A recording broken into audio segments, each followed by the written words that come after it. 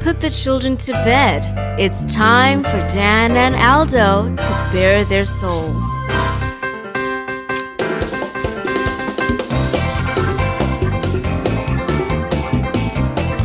I love the Chicago Bears more than I do masturbating, and that is a lot. Then, with 3 seconds left, Bob Avellini throws a 30-something-yard touchdown pass to Greg Latta, and the Bears win, and I literally shit my pants. I swear to God, I literally did.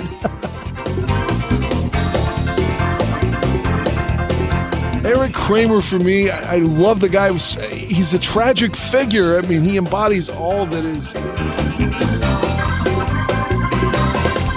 If they don't run the ball here, I'm going to vomit. I swear to God. Look, I don't mean any disrespect. He just didn't play that well. Not for a guy of his caliber.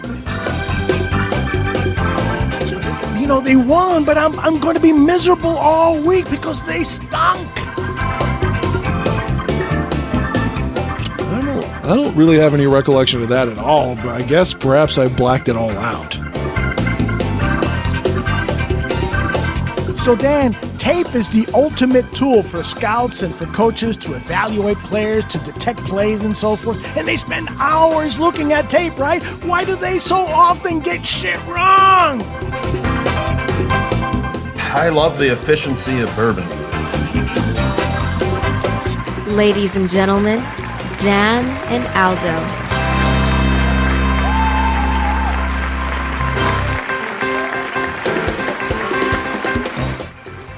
Oh, yeah! Woo-hoo! 17-0, baby! 17-0! Super Bowl win, baby! First team in NFL history with a rookie quarterback.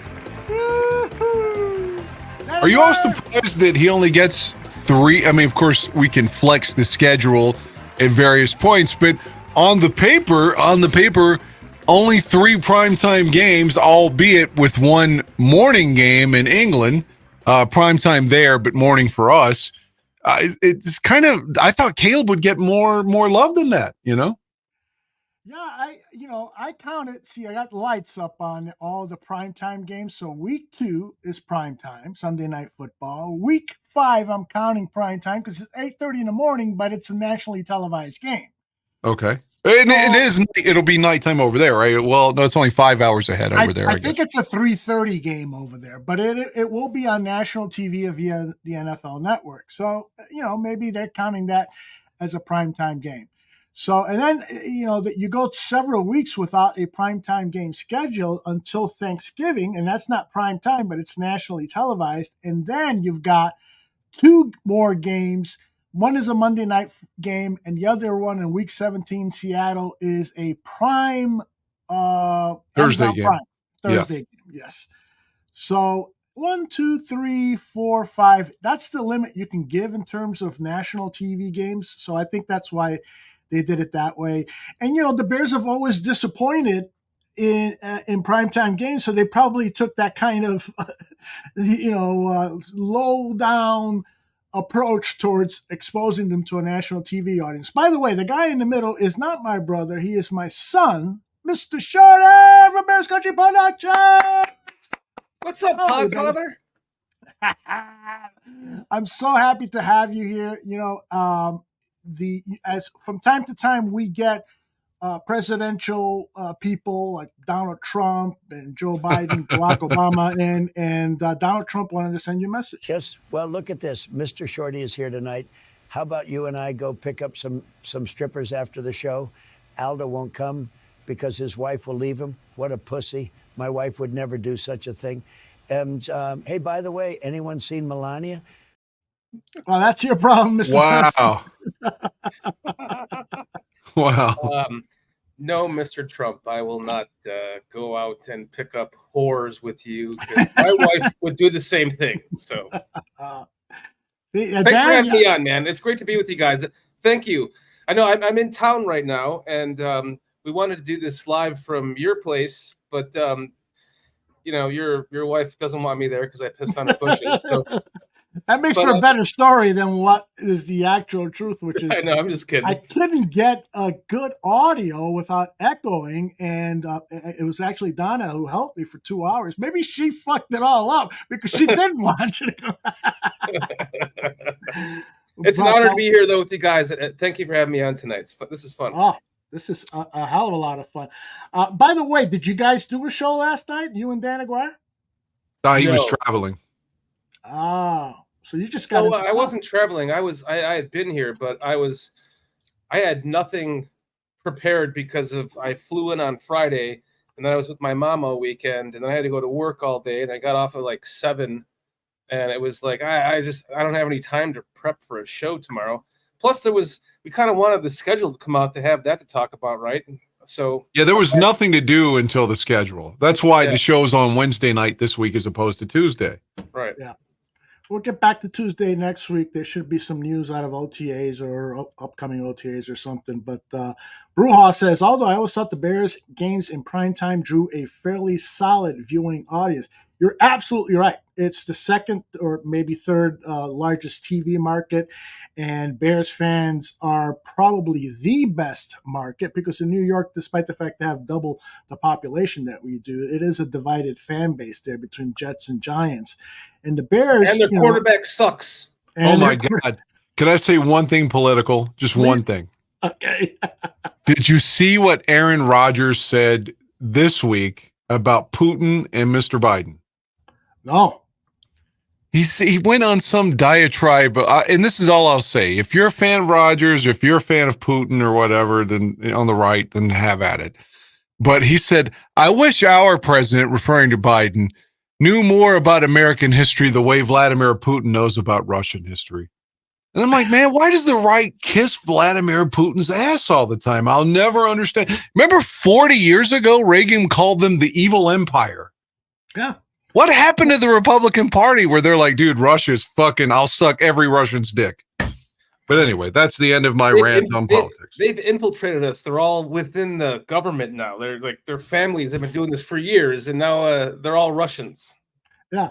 Well, the answer is simple to your question, Dan. I know it was rhetorical, but the Republicans are trying to get us to look at Russia favorably because they want to change the United States into an autocracy. They're no longer interested in democracy.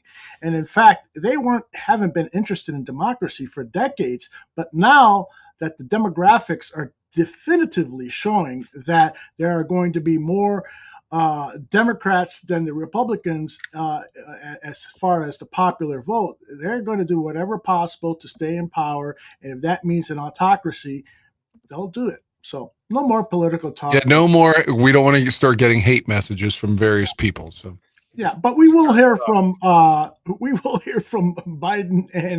and Trump. They're going to debate the schedule, so we've got that to look forward to. Is there any way to bring back Nixon on these? The way you do the Biden and the Trump. I'd love to have Nixon talking pussy with us. So would I, as a matter of fact. That would be so great.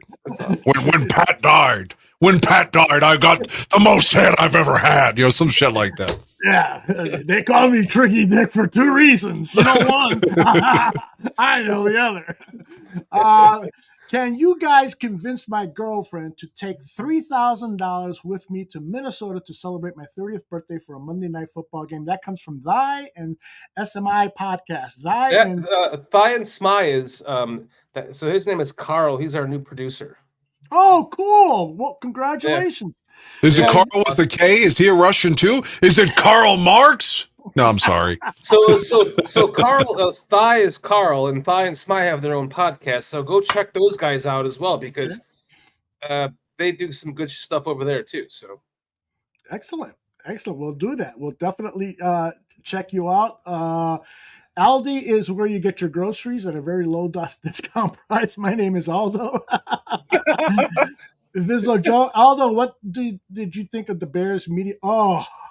Did you guys see the Bears media video schedule release? I saw a few, like the first 30 seconds of it where they're in a classroom or something. Yeah. And I was like, I've got to finish my work so I can be ready for the podcast. It's 3 minutes long. Let's get it out of the way and talk about it. Ah, a new year. Exciting, isn't it? Let me show you around. You've got your class clowns, your sportos, your popular kids. Let me introduce you to DJ. If there is anyone who knows their way around this place, it's him. I saw DJ wearing a beige jacket, so I bought a beige jacket. Well, that's intense. Anyway, as the kids say, he's a pretty righteous dude. Oh, thank you. Can he hear me? Y'all don't hear the bell? The bell is wrong. Get the class. And here's the dean. Oh. You should probably avoid him. Whoa, skirt. Detention. That's where you need to go. Make that 2 people to avoid. So, yep. Turn it around.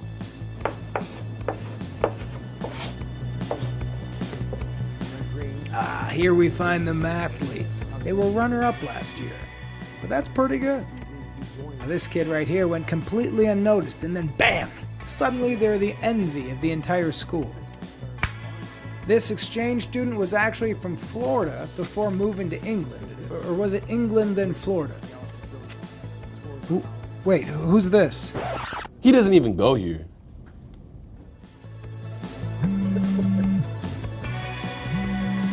And if you can help it, avoid your ex. Well, that's just gross. Try not to get on anyone's bad side. Watch this. DJ. I'm not feeling so well. What's wrong? It's my... Don't you throw up in this class. I might be able to. Nope, out. Ding, ding, ding. Record timing. Not my best performance, but never a doubt. You guessed it. Drama class. They can't all be the greatest show on stage every year. What's up, man? I got those keys you asked for. Thanks, man. Where's Tevin? Tevin! Group detention. Nice touch. I don't know why y'all don't want to listen. Listen, man, you want to get money to be able to be fashionable like your dean? Come on, man. You got to do all the right things, baby. It's real rich coming from you. Okay. You know what? You just got a detention for Sunday, too. Sign me up. That's another one. Oh, I'm destroyed. Okay, you mess with the bull, young man, you gonna get the horns. Time to go.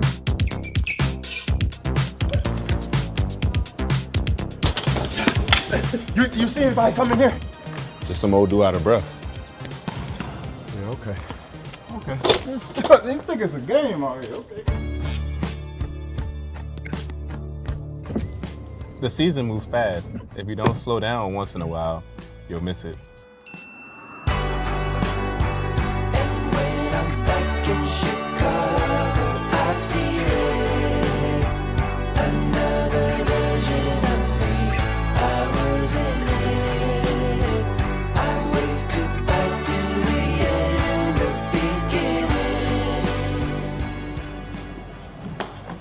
Freshman year, here we go.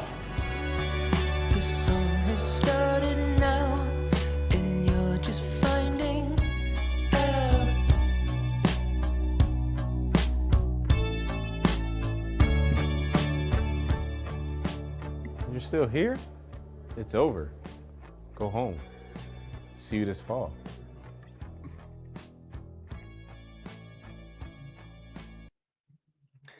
Okay, what do you guys think?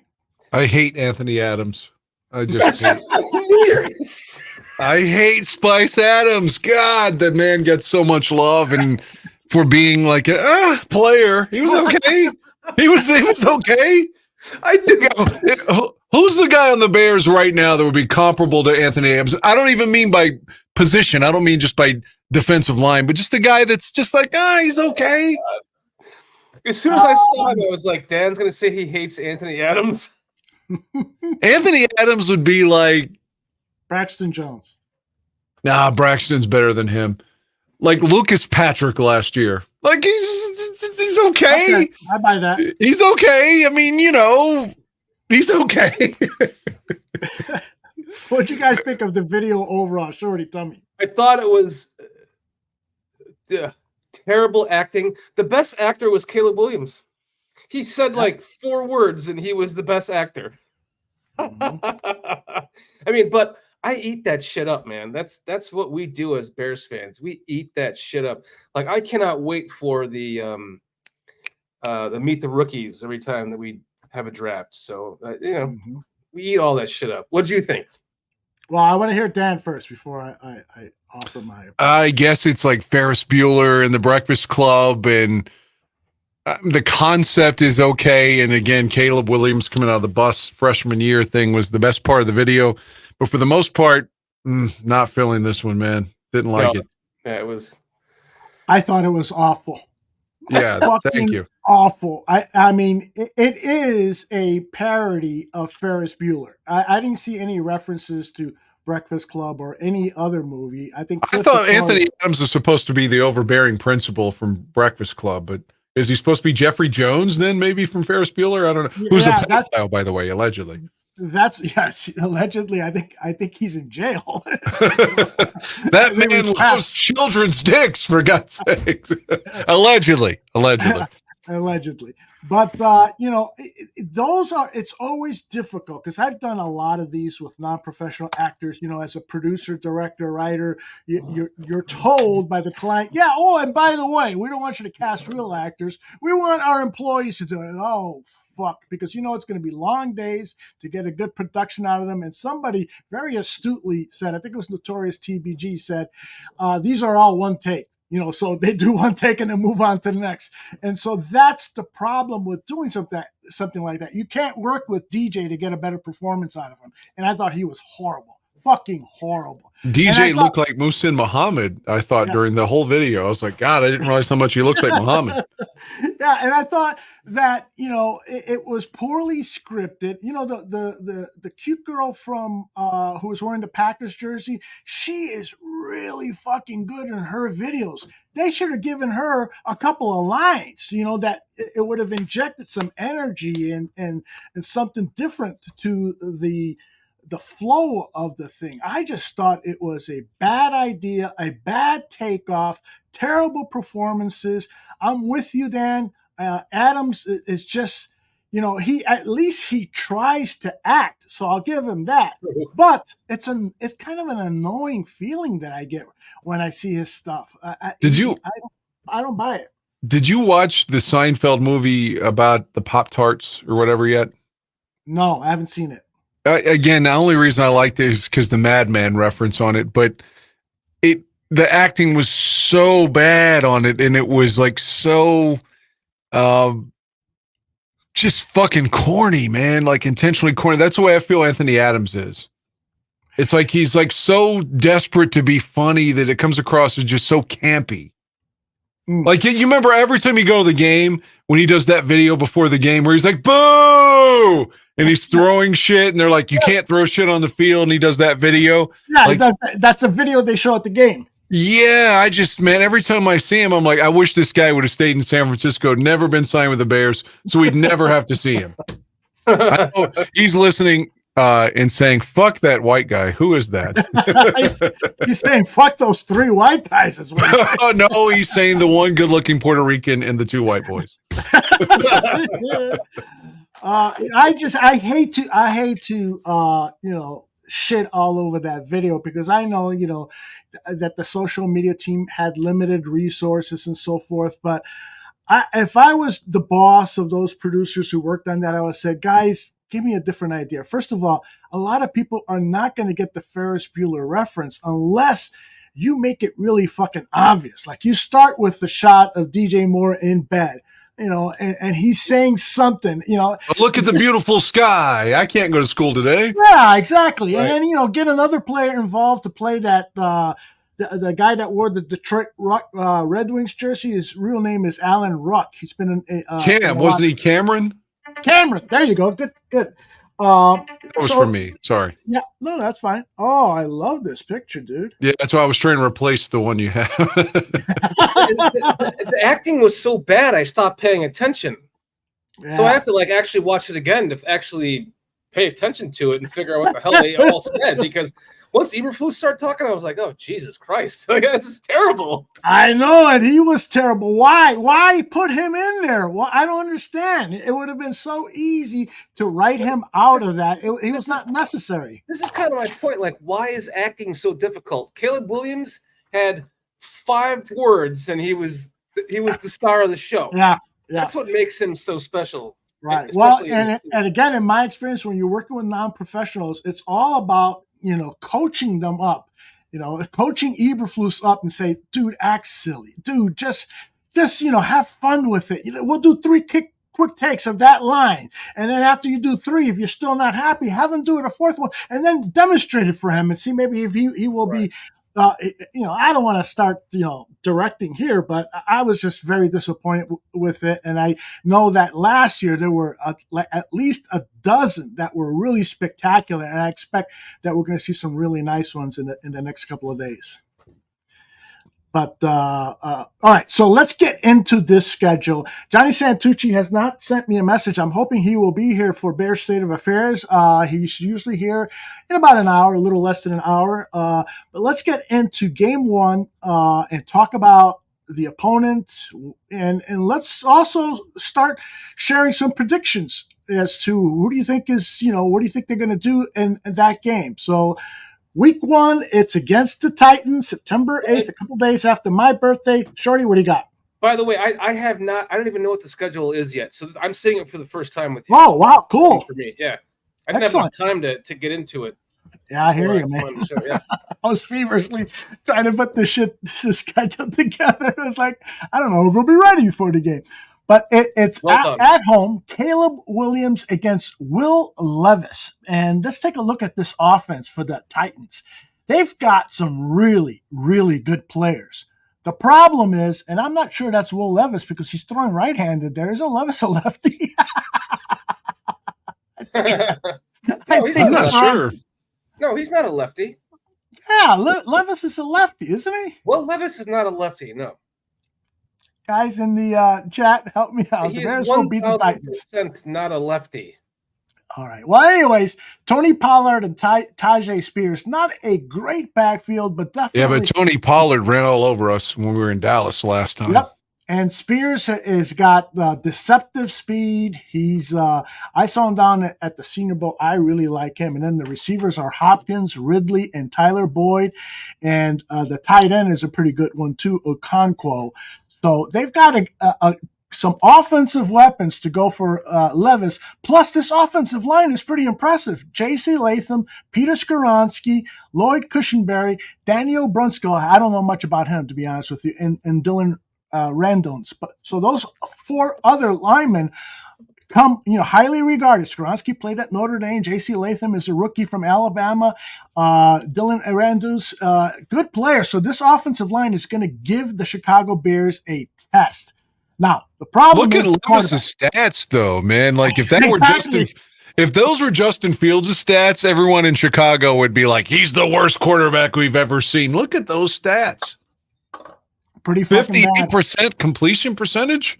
That's the worst in the NFL. That's good in 1989, but like with the high percentage West Coast offense, like basically taking over the league in the last 30 plus years. I mean, you got to be at like 60 just to be average now, right? Yeah, exactly. I mean, with all the bubble screens and shit that they use. And everything, even running plays counting as passing plays. Yeah. Exactly. A lot of times, like end arounds are now like, oh, that's a pass, or the little shovel passes. Oh, that's a completion. Like there's so many easy ways to get completions. Yeah. And his is only 58%. Like, I don't want to say that. And then you remember like 2014 when Buffalo came in and kicked our ass on opening day. So, and they were bad then. So I don't want to talk any shit, but on paper, that looks like the weakness of their offense. There's no doubt about it that the quarterback is the weakness. They've decided, last year was his rookie year. He did have some good moments. His first game as a starter, he was an excellent game. And then after that, they figured him out and played terribly the rest of the season. 4 interceptions in just 9 starts. Actually, that's not terrible, but nonetheless, let's take a look at their defense. By the way, Shorty, you got any comments on this offense? I'm Put any yeah. fear in your heart? Those two receivers are a little bit worrisome. A little bit older though.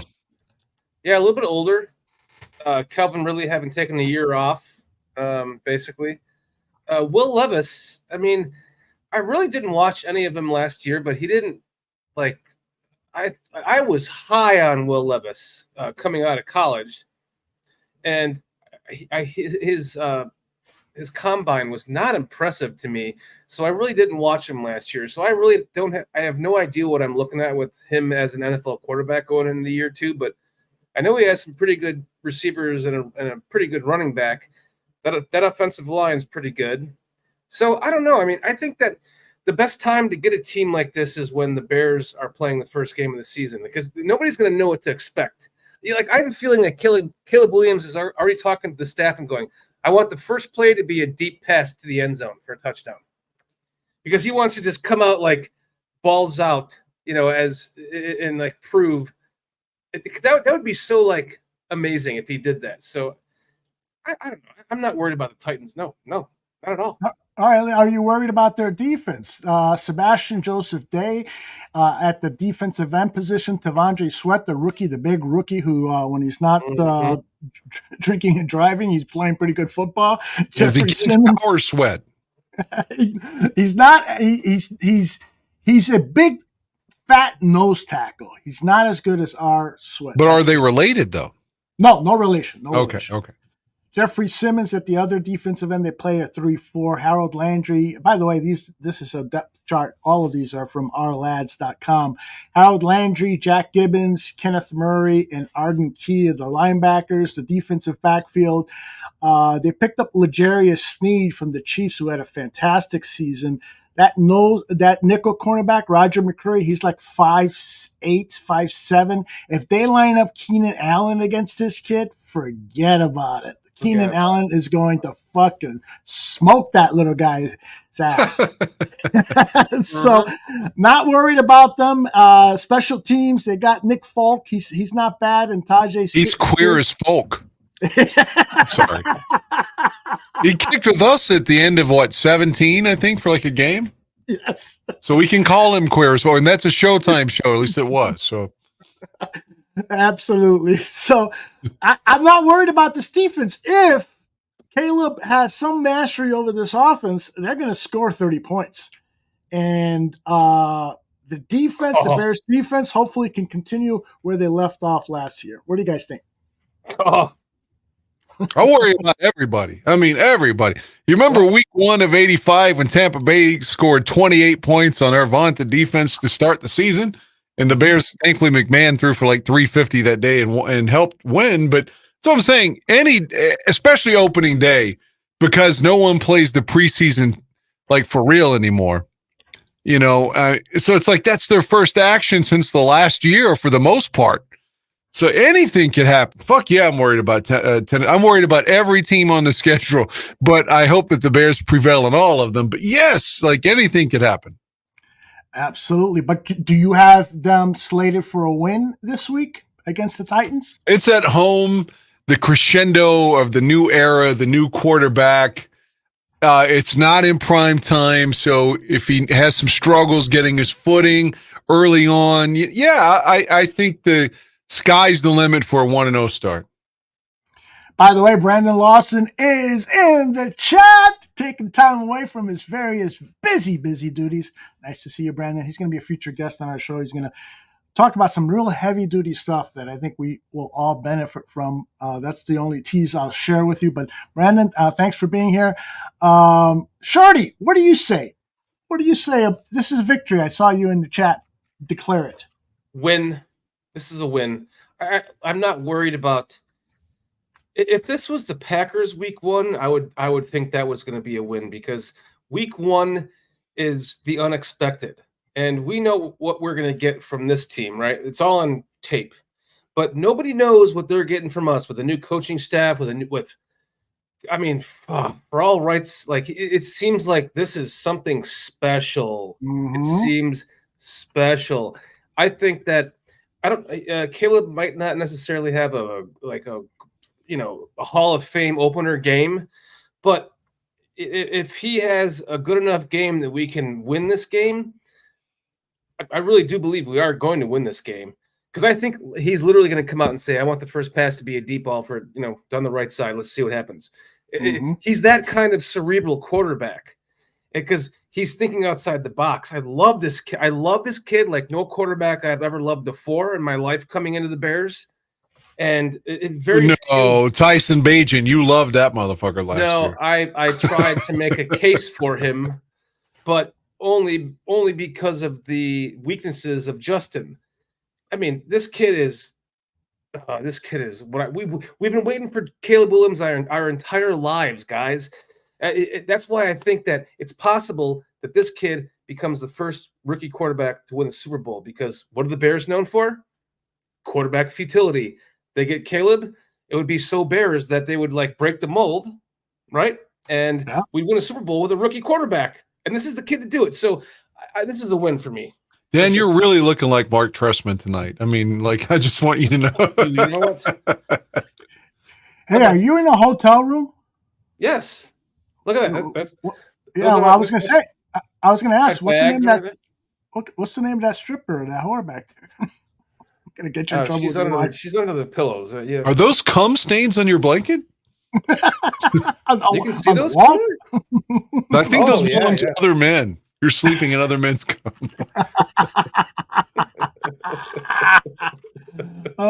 Where's my shot? Wait a minute. Wait, so Dan, do I look less like Trestman if I reverse my hat, or if I just like? I think if it's forward, I swear you look like Mark Trestman when it's forward. Should I just do this? Yeah. I think you look more like. That's a good look. With the hat, I swear you look like Trestman. I think it's because the way your eyebrows raised a little bit too, and the glasses.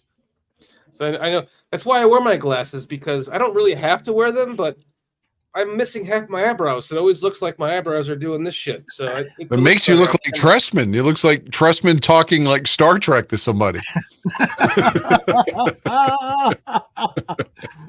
By the way, I'm going to deviate from the discussion here. By the way, we all have 3 victories, right? Okay, so week 1, all of us, I'm marking it down, win. But before we go on to game 2, there was a comment here from Room 211. Where the hell is it? Room 211, is that in the same hotel he's in? I'm in 227. Wow. Remember, J.K. was in 227. No, sorry. I'm in 247. Sorry. 247. All right. I'll be knocking there later tonight.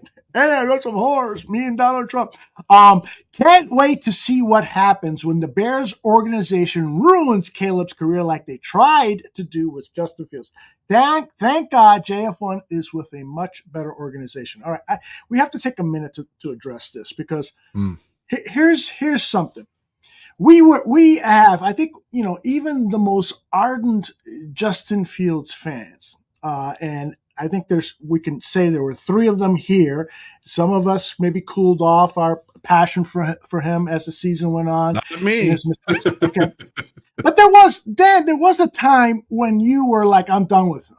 No, I thought I was sitting in your crib right there. I thought about this earlier. After the Packers game on Monday, I think it was when we talked to Greg Gabriel, the next morning, and I remember I had the Fields orange jersey on. I was like, man, I just have a feeling this is going to be obsolete next season. I mean, that was just, his play wasn't good enough. I mean, at times I still liked him. I liked him and thought he was improving, and I think he can still improve. But yeah, I thought that, especially after the pick against Denver, I was like, oh man, he's gone. He's so gone. And the fumble against Denver. Yeah, I mean, I hoped at various points that he showed enough to stay during the context of 23. But now that they have moved on, I have bought into Caleb Williams. Literally, I have bought 4 jerseys. But I had 4 Justin jerseys. So I'm no hater, Room 211. I love Justin, and I do wish him well in Pittsburgh. I do. Hey, let me ask you a question, Dan. I was at Dick's Sporting Goods the other day. They had literally over 100 jerseys and T-shirts and hats, Justin Fields, on sale, $1.99, $5.99, all sorts of shit. Should I go over there and buy some more Fields shit? I don't know, man. Buy him and send him to PJ. He's unrelenting. Okay, yeah. But what I wanted to say about this, go ahead, Shorty, please. I'm salivating to answer this. Okay. Okay. Can't wait to see what happens when the Bears organization ruins Caleb Williams' career like they tried to do with Justin Fields. Okay, let me just start with that. This team was a fucking blind squirrel until Ryan Poles. And then the blind squirrel found the nut. Ryan Poles has made a couple of mistakes, nothing to complain about. They were moves that, second round pick for Claypool, who gives a shit? We're sitting here with the consensus top number 1 pick in the draft quarterback that we've all been waiting our entire lives for. And this is the kind of quarterback that teams lose games for at the end of the season because they're like, if I can just get this guy, and here we sit. And you guys saw Poles basically say, once we knew we had the first pick, we knew we were going with Caleb at that point, right? So, I'm losing my train of thought. Where was I going with that? Damn, it's gone. Well, can I jump in while you read? Lose your train of thought. Let me jump in then while you collect your thoughts. Aldo, have you seen or even Dan, have you seen all these articles that have popped up the last 2 weeks? They're very anti-Justin Fields, like, oh man, he and Nick Foles, hated him. Foles tried to tutor him and he was such an asshole to him. Like, who's writing this shit? Like, let me interrupt you because I was actually going to go there right after I read Room 2011.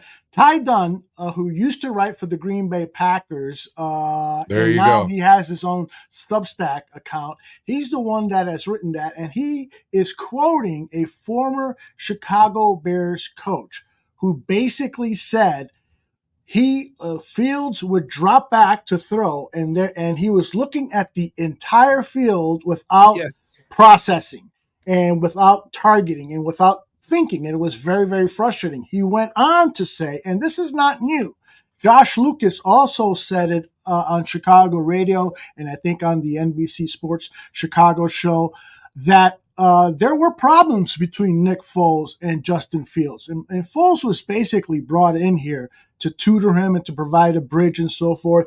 And Foles, if you know Foles at all, he loves he has a big dick. No, Dalton was brought in. But they were both brought in. It was 3 quarterbacks. It was Dalton, Nick Foles, and Justin Fields. Foles was here in 20, though. Yeah, with Trubisky. Yeah. Remember when Trubisky got benched in Atlanta and Foles threw the touchdown to Anthony Miller to win the game and pointed and said, go there, and just threw the ball to him? So, during the empty stadium season, Foles was with us, too. He was 2 years at the Bears. Okay, so... But you remember him on the sidelines talking to Andy going, what the fuck is he doing? Right? Yeah, calling about Nagy's play calling. He's like, it just doesn't work. It doesn't make sense. Right. So, Josh Lucas said that Foles just couldn't connect with Justin Fields, that he wouldn't pay attention, that Fields was acting not arrogant, that wasn't the word, but above it all. So my point is this. I don't know if the Bears organization ruined him. The Bears organization didn't help him. They tried to, but their efforts were stupid. To bring in a veteran quarterback who's going to teach him and so forth, when the kid walked in, was so cocky. He said the game isn't fast for me at all. That he had, when he was picked by the Bears, he didn't look happy, and he later explained that I was pissed off that I fell that far and so forth. And when he had his press conference, there was something about him that it was difficult to get close to him. Now, I loved the guy, and I wanted him to return this season. I loved him because I thought he could become something that he is currently not. And so I don't I don't like the idea of blaming the Bears organization because, as I've said in previous shows, when Ryan Poles took over this team, he was going to destroy the roster, and he put a lot of pressure on Justin. Justin couldn't handle it. And Shorty, you had a thought, please. Well, thank you for keeping up the chat here, because that brought me back to it. So when they drafted Fields, they had given up on Trubisky, and then they had we all kind of pretty much all of us thought that Fields was going to go 2 or 3, right? Like once it came down to draft night, we were like, "There's no way Fields will be there at 11." And of course, you take a chance on a guy like that at 11. So to be perfectly honest, I never scouted him as a quarterback, because the games I did watch, I kind of thought he reminded me of like what's his name from the Panthers? Cam Newton. Cam Newton, yeah. And so I just was like, yeah. Plus, he'll be gone too far early before we're even in the picture. And then boom, we're sitting there at 11. So when we drafted him at 11, of course it's you get excited about that, because you look at the potential. You go, okay, we did that with Trubisky at 2, and we had no reason to. So of course we're going to do that with Justin Fields at 11. That's 3 times the talent. But then you start to see, like he said, can you keep that up so I can keep my memory on that? Sure. That the Bears organization failed Fields. Well, they were in a position that they couldn't help him because of what Pace had done with trading away picks before us, not trading down, but trading up. And so they had to do what they had to do at that moment. It was a desperation move, and from all accounts, according to that article, they all knew that he needed to sit for a year, and they were forced to play him because of an injury to Andy Dalton. And who knows what would have Andy Dalton would have won the same amount of games, and they would have been fired anyways, and it just would have been the same shit all over again. But what Room 211 is saying, this year, Mike Shanahan has a college program for quarterbacks to come into the NFL where he teaches them cadences and routes and certain things about being an NFL quarterback. And one of the coaches in this past year for this new draft class was Shane Waldron. So he's been working with Shane Waldron before he was even on the real radar of being a Bear. So but he knew at the time, because he knew by 2 games ago in the season that we were drafting. Well, according to Foles, or Polls, I should say, Polls said that once he knew that we were drafting Caleb, or once we knew that we had the first pick, so Justin was a dead man walking. Then he loses the last game to the Packers in that fashion. It all comes down to this organization has now been overruled by all of its bullshit from the past. And stop looking at the past, because Ryan Poles is a fucking genius when it comes to building this team and this vision. And when it comes down to, we had a show on BCP right after they fired Getsy. I said, fuck it, just trade Fields and go with Caleb Williams. Just you have to do that. And I would not believe it until Goodell announced it. It was like having a winning, like you're playing a $2 billion lottery, and you're like thinking about everything you can do with all that money the day before, and then you have absolutely no numbers. I refused to believe it until he became a Bear. But now that he's a Bear, you look at all the things that are coming out about how they have already been developing him before he even stepped foot in the building. And this is different, guys. This is not the same old Bears. It's not. So buy into it, believe it, love it. Super Bowl win this year. Respond to Mark's message that's on the screen. He's asking if you will be as tough on Caleb Williams when he fails, or if he fails. Absolutely. If Caleb Williams fails, I will be the first to admit that I was wrong, because if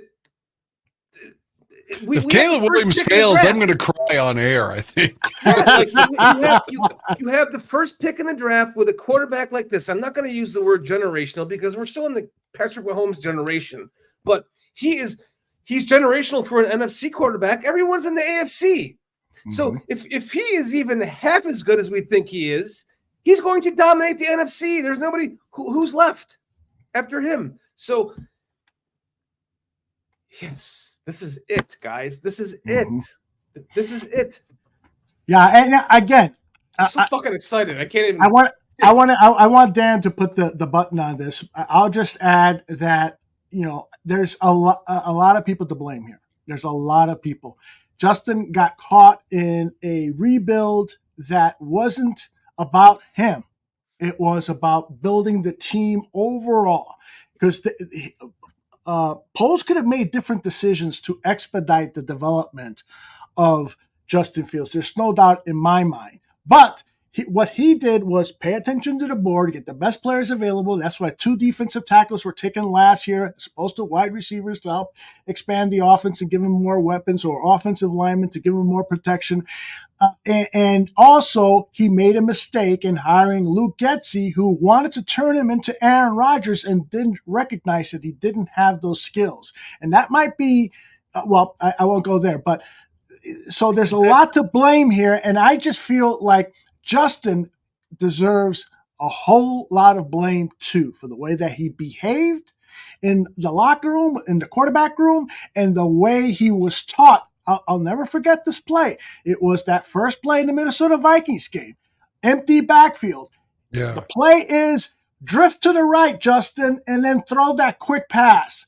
He calls the protection at the line. Justin called the protection. Everyone moved to the right, which meant there was going to be an empty pass rusher coming right at him. And so he had to drift and then get rid of that ball within 2 seconds. But he didn't. He stayed in the pocket, and then he looked down the middle of the field, and bam, he was down. It's like, dude, how dumb can you be? You just called the protection to move to the right, and now you're looking downfield for an open receiver when you know that guy's blitzing at you? That was just a stupid play by Justin, and he made several of those. And so, again, I love him, but please go ahead. I remember watching that, not live because I had to work, and I watched it at like 6 Eastern, but I didn't know the outcome yet. So it was kind of live for me, but it already happened. And my friend Justin was there with me watching it. And again, did I know what the protection was called at the time? All that was explained later, what was happening. No, I didn't know that it was his fault. But when I saw the play, just in my chair, I was like, oh, the dude up top's free. Mm-hmm. Like I was saying that to Justin, and my friend Justin, I'm like, how did he not see that? I mean, he takes a huge fucking hit for no reason there. And again, before the ball is snapped, Justin, my friend Justin, could vouch that I was like, oh, it looks like that guy's coming free, that I said that. And again, I'm just a dude.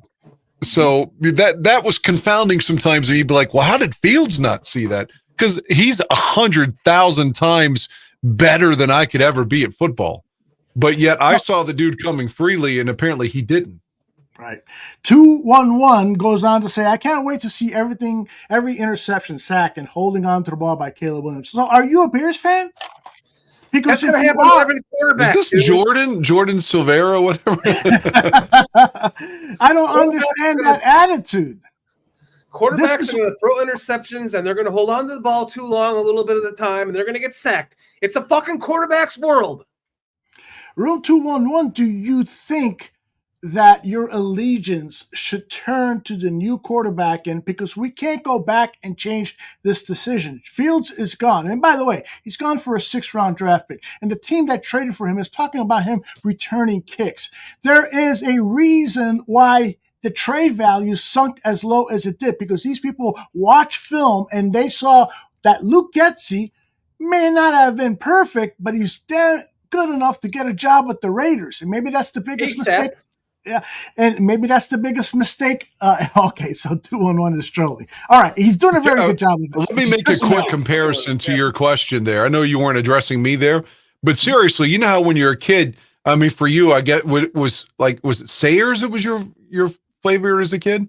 That first guy was Sayers and Butkus. Yes. So you know how it is when you're a kid. You have that allegiance that's almost like it's so innocent and everything. You know what I'm saying? It's not clouded by like all these phobias and shit that adults have. That was Jim McMahon for me. So if Jim McMahon gets traded to the Chargers and the next offseason or the next season, I can root for Mike Tomczak, then anybody here can root for Caleb Williams. Because I love Jim McMahon. And I didn't like Tomczak at the time. I should have appreciated him more. But if I can root for number 18, who's also Caleb's number now, Mike Tomczak in 1989, then anyone can get over Fields and root for Caleb, because I love McMahon that much. Yeah. I mean, we got to do a whole show just about Jim McMahon. I actually thought that we should roast Jim McMahon because when I watched the Tom Brady show, I was thinking to myself, which Chicago Bear would I most like to roast? And I think Jim McMahon. Urlacher. He'd be a good one, That'd be fun. That'd be fun, yeah. We'll definitely have to do that. All right. Should we go back to the schedule? Yep. Right. Make people happy. People are like, what the fuck? I mean, we're beating a dead horse talking about this. It's like, yeah, he's gone. We've moved on. This is our. We can sit back and make fun of ourselves basically for all the things that we thought he was going to be great at, and he wasn't, because that's what we do. Yeah, but we'll put all of our energy into a fucking Mitch Trubisky. Can we, especially at Justin Fields? But no, this is the real deal, guys. Now, I say we, but not us specifically. I just wish motherfuckers to leave Fields alone, though. Like, he's gone. Quit writing these negative stories and, like, God, all this negativity's coming up now. Like, he wasn't a real leader. Only on the surface level was he the leader. Like, can you let him go? I mean, he was classy while he was here. Why are we let's write about the 2024 Bears. Why take these cheap shots at Justin now? He was classy while he was here. Everyone loves him for all the reasons why we love him. We're not going to stop loving Justin for the reasons why we loved him. But these reports that are coming out, they are helping us as Bears fans move on from the reason why we loved a false prophecy. And this is the real prophecy that they're trying to get us all into believing in. And and that takes not only the local media, this is part more of the national media, because we have been stigmatized as the team that has never had a fucking quarterback to pass for 4,000 yards or 30 touchdowns and blah, blah, blah. We are that team. We are the quarterback futility team. And if they can change the narrative of that and make the national media believe in this kid, all it does is help. Dan, do you know who the anonymous source was? I'm telling you right now. Matt Nagy. Could be. Matt fucking Nagy was the source of that article. Oh, God, I believe. Who was the quarterback coach that year? Because that's who I was thinking. Somebody fairly obscure who would talk to a guy like Ty Dunn, the writer of that piece. I don't know. I thought Janoko, but I don't know if it would be him. I forgot who was the quarterback coach. I did too, and I don't care. Fuck. It was Janoko. No, in the last year of Matt Nagy, the first year of Justin Fields rookie coach. I bet you somebody in the chat already has it. Ray Gone, there you go. Bears and cigars. You're a bad motherfucker. Dave Ragone. Oh, the lefty. A lefty teaching a righty. That's and no offense to Aldo, since he's a lefty. In my lifetime, there have only been like 4 good left-handed quarterbacks ever. It's like Ken Stabler, Steve Young, Boomer Esiason. Who else am I leaving out? No offense to you, Aldo. I started off as a lefty and changed to a righty when I was like 5. So, I mean, but lefty quarterbacks, come on. I mean, man, your chances of succeeding are so slim that it's like, don't ever draft one. Like I said, Stabler, Esiason, and Steve Young, and maybe Mark Brunell to a lesser degree. Who else was really good left-handed? There's 2 Hall of Fame lefties. All right, back to the schedule. All right. I'm going to talk about fucking left-handed quarterbacks now. You pontificators, you. Fucking softball. Week 2 on Sunday Night Football. Week 2, it's the Houston Texans. Now, I got this one as a loss, and I'll tell you why. Because this offense is a low. Wait a minute, that's the Patriots. Jacoby Brissett. Wait a minute, where is it? Oh man, I loaded the wrong one. But this offense is set with a quarterback. Now, C.J. Stroud could have a sophomore blip, so to speak. I see that as a possibility. There's no doubt. But I think that this team is ready to compete for a Super Bowl. When I looked at their roster and I was putting it down on a graphic that I can't find, this team is ready to fucking compete. What are your thoughts on the Houston Texans, guys? We've never won at that stadium. What's it called? Reliant Stadium? Right. We've never won there. I mean, granted, they've only been in the league since '02. We've only gone like 3 or 4 times. Bears have never won. They haven't won a game in Houston since the Astrodome against the Oilers. Mm-hmm. So take that for what it's worth. All right. What's it worth there for you? That changes this year with the first team to become the NFL, the Super Bowl winner with a rookie quarterback. So we're going to beat this. They're early in the season. They're only going to have one game to game plan from. Mm-hmm. And then Shane Waldron's previous offenses and all that shit. But I think that's a win. You think that they're going to go down to Texas and beat this team? I just don't see it. First of all, Stroud was the rookie of the year last year, throwing for over 4,000 yards, 23 touchdowns, and just 5 interceptions. They got running back Joe Mixon now, and I forgot who the backup is, but they got a quality backup. They got tight end Dalton Schultz, who had some good seasons with the Cowboys. Nico Collins had an excellent second half of the season. Yes, last year they picked up Stephon Diggs and then Tank Dell. I saw him at the Senior Bowl. I said, man, please, God, pick up this guy because this guy plays like Tyreek Hill. He's got supersonic speed. He's a playmaker, and he was going to go on to be the Rookie of the Year or the second Rookie of the Year, but he got injured. Now look at this offensive line. Laramie Tunsil, a left tackle who can kick ass. Titus Howard from Little Alabama State, one of them small Alabama schools. Juice Scruggs, Shaq Mason, Blake Fisher is a rookie at the right tackle. He can be taken advantage of, so it's not a indestructible offensive line. But this is a really good made-for-championships offense, and then the defense is not that bad either. Will Anderson had, 8-9 sacks in his rookie year. Foley Fatuski, Danico Autry, Daniil Hunter at the other defensive end position, guys. The linebacker core is solid. The cornerbacks are better than average and could be excellent if Jeffrey Okudah, the former Detroit Lion, finds his penis and puts away his pussy. And then the special team team is fairly good. I got a feeling that this is a Texans win, man. I'm going to put away my pussy. I have a problem being... I'm sick of these fucking Mark Trestman comments in chat here. Fuck you, Dan. I'm going no glasses. I have a problem. I have a huge problem saying the Bears are going to lose. If I predict the Bears to lose here, then they'll lose that game. It'll be my fault. So, look, I'm telling you, I'm picking the Bears to win all 17 here, but in reality, I know they're not going to. But I can't sit here and tell you that the Bears can't beat the Texans that night. I mean, fumbles happen, sacks happen, interceptions happen. I mean, anything could happen. What if we have a game where suddenly one of our backs go for like 170 and they can't tackle him? I mean, things happen. But the purpose of this exercise is anything can happen. Yes, I sometimes do what you're doing too. They're going to win 17-0. I'm fucking so high on this upcoming season. But, I'm going to take it a little bit more seriously as opposed to what I did on Shorty's show last year when I said the Bears are going to go. What was it I said, Shorty? 12-4? 12-5 because there's 17 games now. Yeah, I think it was something. I think it was 14 and no, it was 13-4. That's what it was. Yeah. Okay. So it might have been 14-3. It was crazy. It was a crazy prediction. I'm not going to do that this year. But so Dan, I'm saying just on paper, don't you think that the Texans right now have a better team than the Bears, even if it's slightly, and given that I'll say yes on that, even though it's begrudgingly, because they did win a playoff game last year. We've not won a playoff game since Cutler was here. So we haven't made the playoffs since 2020. So yeah, they're farther along than us now. But let me point out that it was just 2022 when they were in this almost the same situation we were in.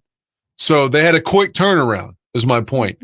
The Bears could also have a quick turnaround with all that offense we've gotten now with these wide receivers and stuff. We had no wide receivers except DJ, and suddenly now we've got Allen and we've got a Doomsday. I think the Bears could go in there and win. I do. You know what? I'm saying the Bears are 2-0.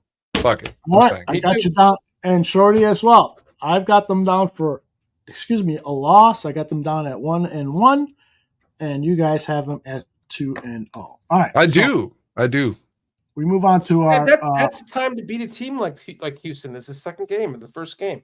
They can do it. And it'll be Caleb's first game in prime time. He'll have some swag with him, you know. Yeah, he's gonna want to go out there and look better than last year's Rookie of the Year, right? I hope I'm wrong. I fucking hope I'm wrong. All right, so we move now to week 3, and it's the Colts on the road. A Sunday noon game, Bears and Colts. What do you guys think? Do you think that Anthony Richardson, who should be the starter by then, should be fully recovered from his injury last season? He's still very much, in my mind, considered a rookie, but they have jacked up their team with some players, and I'll try to find the fucking graphic, but I'll put you guys on camera, and you guys can tell me what you think about Bears and Colts. 3-0. That's it? 3-0, baby. Enough said. I'll say, because this is the kind of game that they call the quote-unquote trap game, where you're feeling good about yourself. We just won on national television. We're 2-0, and then you go and then weird shit starts happening, and you know, the ball gets batted in the air and it gets intercepted. So I'll say somehow, some way we lose to them. I hate picking losses, but I'll say, okay, we're 2-1. Just a bunch of weird shit starts happening that night, you know, or that day. I think this is a ball batted in the air and the offensive lineman catches it and runs it for a touchdown kind of a year, right? Something feels that special about it to me. Well, you got to have some losses. You can't just say we're going to win every game. Fuck losses. What did you hear what I was saying, Aldo? Yes, I heard every word of it. I'm going for 2-1 there. Go ahead and put me down for a loss. Not because I think the cults are that much better, but any given Sunday, you know, shit happens, man. And somewhere, someplace, we're going to lose. And I'll say that, you know, on the road against an AFC team, if you're going to lose, that's your best loss. A non-conference game, a non-divisional game. Flex makes a really good point in that the Colts stadium, you know, that place could be overrun by 20,000 or more Chicago Bears fans. And we won the first time the stadium ever opened, opening night 2008, with Matt Forte's big game as a rookie. But we haven't won there since. Right. This is a special season, guys. So you got him at 3-0, Shorty. All right. 3-0, baby. All right. I have a. They're going to lose the Jaguars in the UK. I can tell you that much. Go ahead. Okay. That's interesting. I'm going to pick them to win this game because I think that this team is good enough to avoid a 2-game losing streak, even if both of those games are on the road. I think that the Bears match up pretty well against this Colts team, and the fact that their quarterback is still yet to be a proven NFL quarterback. Let's remember that this guy, going into last year's draft, he wasn't even targeted as a first-round pick. Maybe, if anything, a late first-round pick. But he went to the combine and he took off his shirt, and all these fucking general managers fell in love with him. So did I. I fell in love with him too. he is pretty good looking and kind of that Adonis body. So, but he hasn't done anything yet. Now he is a dangerous weapon, you know, in terms of the way he runs and stuff. But as we saw last year, he ran and he got hurt. So because of that, because I think that we have the best quarterback of the two, and not having seen Caleb Williams throw an NFL pass in a preseason game, I still will go out on a limb and say we will win this game because of Caleb Williams is a better quarterback than Quentin Richardson. Well, see, my argument is the Bears beat the Texans, have one of those letdown games, like where the line has 100 yards of penalties on the offensive line that day. There's a fumble, there's a pick, that's what I'm saying. But it's a letdown, it's a trap game following a big win in week 2. Mm-hmm. Well, I know Johnny Santucci's in the background. Tucci, let me know when you're ready to pop in. So we'll get back to the schedule and now go to week number 4. We're back home for what is really the start of a 3-game home string, although that third game is in Tottenham Hotspur Stadium outside of London. Week 4, September 29th, the L.A. Rams. We really owe them, man. We owe them. Every time we play them, McVay is running all these trick plays and running it down our fucking throats with, like, you know, end around screens, and double reverse passes and always kind of showing off, being the coach that Matt Nagy wishes he could have been. I think the Bears finally shove it up the Rams' fucking ass here. I love it. I love it. What say you, Mr. Shorty? So wait, the white weeks are away or home? Home. Week This is at 4, Soldier Field. Rams, August. I have that as a loss. You have it as a loss. Okay, wow. I think that McVay will find a way to beat a rookie quarterback because he's one of the better coaches of the first 3. Although we can't discount the Texans coach. He's did a pretty good job, but I just think that's too early in the season. That it's more of a 50-50, and I'll take the Bears on that. But I think in this game, Matt Stafford may be hurt by week 4. Yeah, that's true. So could Caleb Williams. But Matt Stafford's got to be 38 now. Is he really? He was a fucking rookie in 09. Yep. God. Keith says Stafford is very comfortable at Soldier Field. Bears are winning this one, man. We're fucking beating the Rams. Always beat us in recent times, and they're losing that day. If this was the Rams in November, December, I would say it's a win. But here, I think this is we're going 3-0 for me, and then now we're going to be 3-1. Their defensive backfield is not very impressive. Darius Williams, Cameron Curl was just picked up as a rookie, I believe. Russ Yeast, Tre'Davious White from Buffalo came over. Quentin Lake. I think that Caleb can have some success against their defensive backfield. The front 7, Jared Verse, 2 rookies at the defensive end position. Jared Verse and Braden Fisk. 2 guys who are going to have solid NFL careers, but I'm not expecting them to come into Soldier Field and beat our 2 tackles. Not Darnell Wright, not Braxton Jones, or whoever the hell is the left tackle. I feel good about our offense versus this defense. This offense for the Rams, they've got some firepower. This Puka Nacua guy, the rookie, 5th round rookie, and Cooper Kupp. Man, that's pretty fucking impressive. We're going to give that Yeast guy an infection. Well done. Thank you. But how about this stat? Stafford has the same winning percentage with the Rams as he did with the Lions. He's 500 as career was a quarterback. Now, at a certain point, I know wins and losses are not a quarterback stat, but when you have the stat exactly the same, 2 different teams, maybe it is. He's got a Super Bowl, though. He did what he was supposed to do, and his wife will really, really put it deep in your ass if you talk bad about her husband. So she's overcome cancer. She's a bad fucking woman. Well, then that Stafford is an asshole motherfucker. Okay, that. That's an interesting stat at 500 for both teams. Good job there, Aldo. I'm going to take a leak. Get the next team up, and I'll be last. Well, Tucci's going to join us, so we'll catch him up, and then by the time you're back, you're in time for Bear State of Affairs. Perfecto. All right, there he is. He is Johnny Santucci. How's the move, John? How's the house? Still in the middle of it. I got movers are coming on Tuesday. We've emptied a lot of stuff, though. I got emptied like the furniture. Did you see the Richard Pryor movie, Moving? A long time ago. But you don't want your movers to be the same group that moved Pryor. That was King Kong Bundy was one of the movers. I remember. Did I hear Shorty going out to use the porch, Aldo? Shorty's out in the bushes right now. Unfortunately, he couldn't come over to the house. He's at a nearby hotel room where you and I, Tooch, are going to show up later and fuck the shit out of him. I think Donna has him on like a list. Like what around 9/11, they had all these like terrorist watch list. It was real big at the time.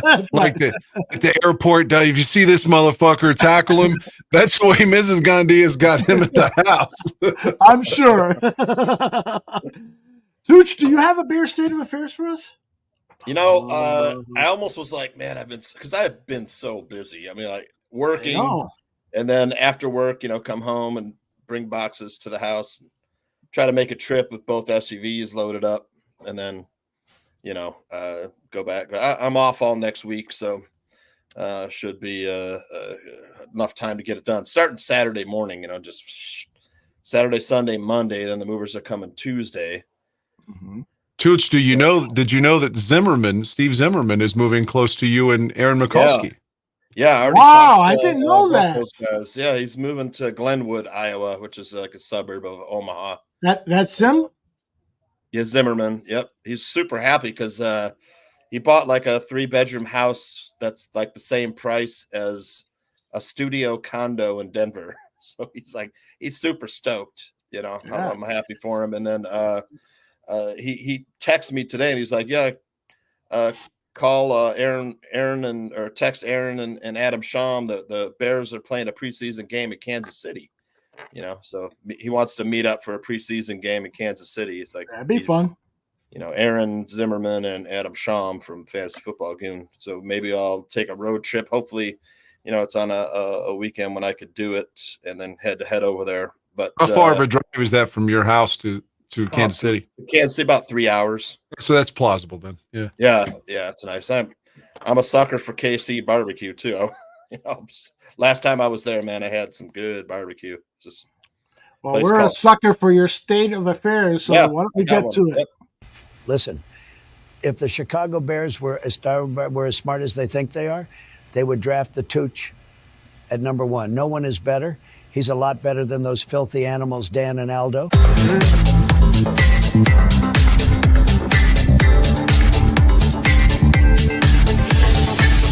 Go get them, Tooch. Go get them. All right, Bears state of affairs. 2024 NFL offseason. It's week 16 of the offseason. Yeah. What's happening, Barflies? Hello, everybody. Good evening. The Chicago Bears held their rookie minicamp this past weekend, and the start of organized team activities will begin on May 20th. And Caleb Williams looked every bit the star quarterback as he fired laser beam after laser beam to his new teammates. I hope y'all saw that video. That was awesome. All right, but all the Bears news today is intensely focused on the 2024 Bears regular season schedule. It looks like the Bears will open the season at home versus the Tennessee Titans and finish it up the same way they did last year, with the Packers hosting the Bears the 2024 regular season finale, the final bookend to this season. Yeah, Bears fans remember the finale last year, a 17-9 Packers victory at Lambeau, with the Packers clinching a playoff spot. Come on. Big test coming in the last week of the season there for the Bears. Packers have won 10 straight games against the Bears overall and haven't lost to Chicago at Lambeau Field since 2015, Dan Aguirre. Yeah, including the matchup between the two. No. I love that gift. Including the matchup between the two teams in Chicago earlier in 2024. The season finale in Green Bay will mark the 210th matchup in the all-time rivalry. The Packers currently lead the series 107-95 with 6 ties. I remember when it used to be close, Aldo. It must be tied. I think the Bears are like ahead, but now we're 12 games down to the Packers. Nope. In week 2, I'm losing my memory too as I get older. In week 2, the Bears will see their first major test of the 2024 season under the hostile road lights of Sunday Night Football when the Bears travel to Houston to take on C.J. Stroud and the Texans. The Bears will face some very good quarterbacks this season. C.J. Stroud, Brock Purdy, Kyler Murray, Matthew Stafford, and Trevor Lawrence, in addition to 2 dates with Jordan Love and newly minted $200 million man Jared Goff. Yeah.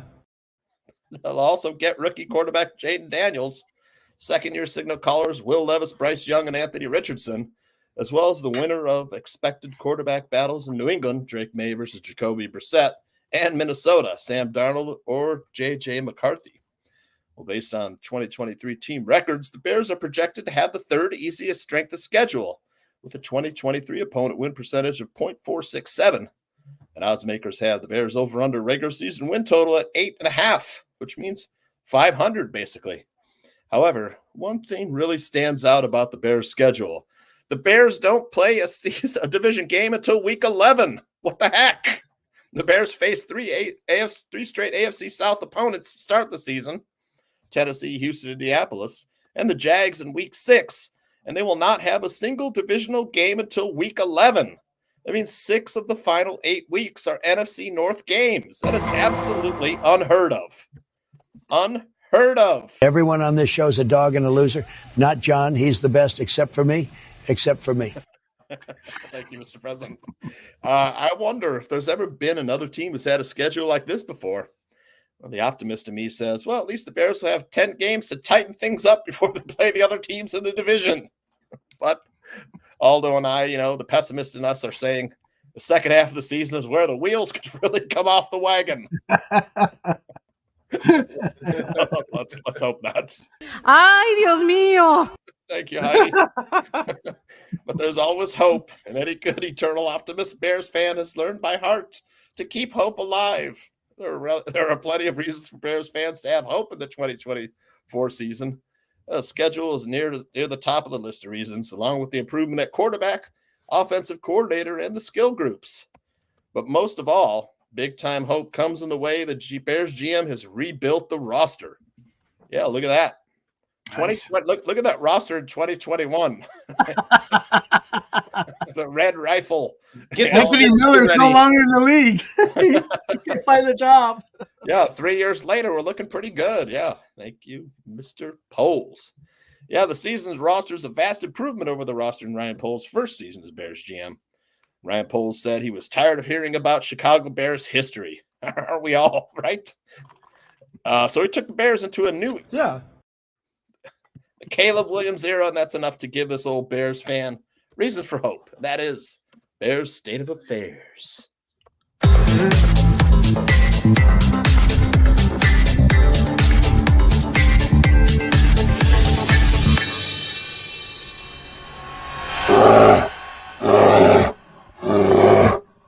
I've got to commend the Tooch. I really, really do. His Bears State of Affairs are great. They're even better now that my infrastructure bill helped improve his internet, you ungrateful piece of shit. Thank you. Bears State of Affairs is gonna drive down inflation, Mr. President. Just you wait. That's right. And by the way, I mentioned that the president and the former president have debated this Bears schedule. Before we finish up and look through the entire thing, let me get this out of the way. This schedule must have been done by Sleepy Joe. The Bears are getting screwed. That's what people are saying. It's a witch hunt. There's nothing wrong with this schedule. Nothing at all. 2 2-game road trips and a 3-game road trip. On top of that, they've got a home game in London. Whoever heard of such a thing? Twice they will have 3 consecutive home games. And late in the season, they have back-to-back weeks with home games. The NFL is run by a bunch of liberals. Hush, Donald. Go fuck a stripper. Keep joking, Sleepy Joe. I'm going to beat you come November.